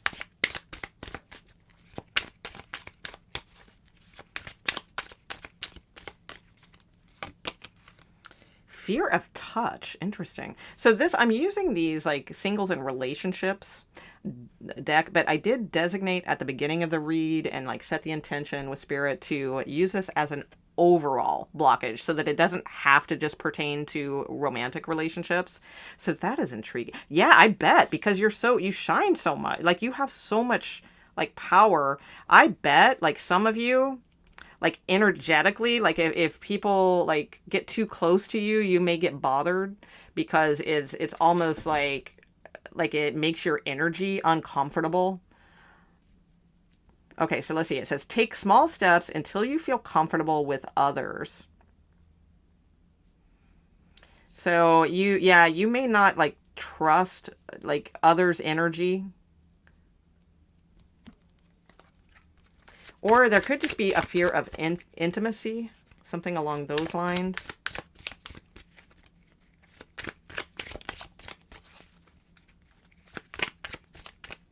Because you're almost like this like just amazing like ball of fire.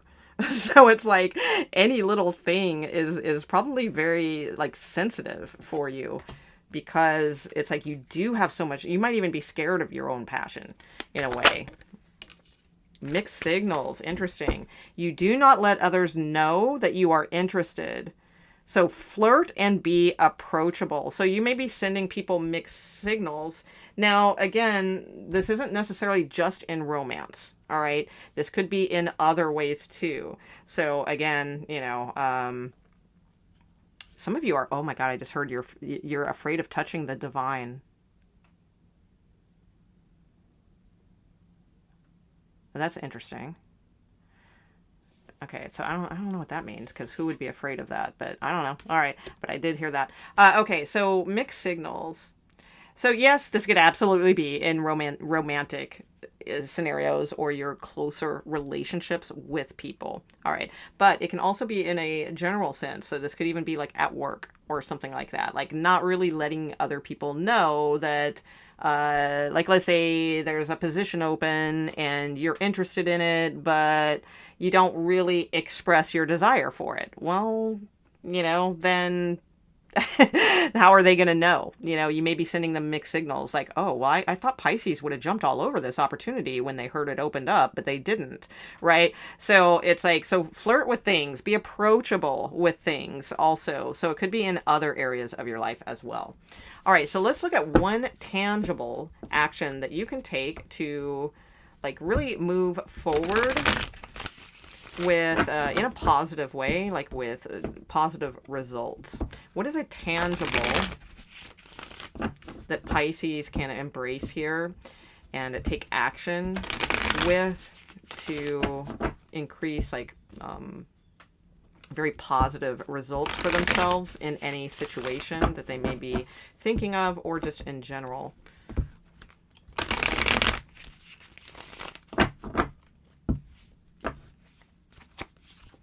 The Devil card. Intriguing.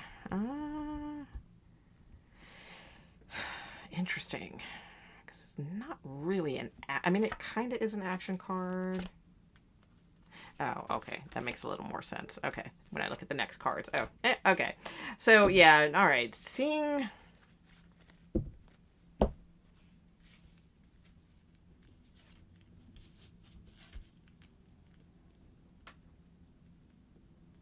You guys need to face your sun. That's what I see. I feel like you guys have insane inner strength from overcoming demons in your life. And the not, I don't want to say the problem necessarily, but the issue with that is that sometimes we can get like addicted to that, like overcoming problems in our life. All right, because any type of pattern that we set as human beings becomes a pattern.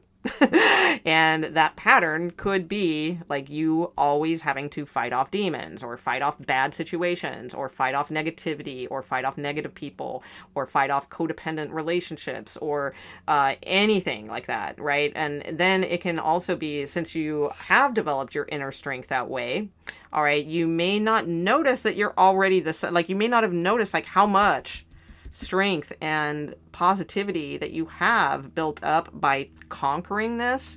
And so you may be in that pattern of still looking for it. Because again, once a pattern sets in, then we continue with those patterns until we recognize them as patterns and start making changes. So I do feel like you are more focused on like the problems, the attachment of a codependent situation, relationships in your life, the demons in your life, you know, that sort of thing. And instead, like you've overcome those things, or you do know how to overcome those things already. It is time now to face the light, all right, and turn away from dwelling on this and start facing like the positive, and there's your card, Pisces, the positive that is available to you in your life. So it's time to turn toward like expecting your ships to come in when it comes to harmony, happiness, your perfect family. That could be literal, right?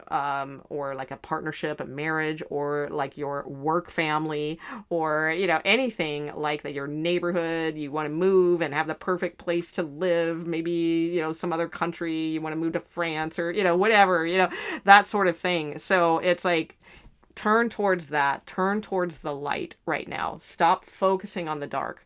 The dark's been conquered. Now it's time to focus on the light and the positivity of what can be in your life. Okay? All right, so that's what I have for Pisces and for everyone. And thank you so much for watching, and I will see you guys soon. Thank you.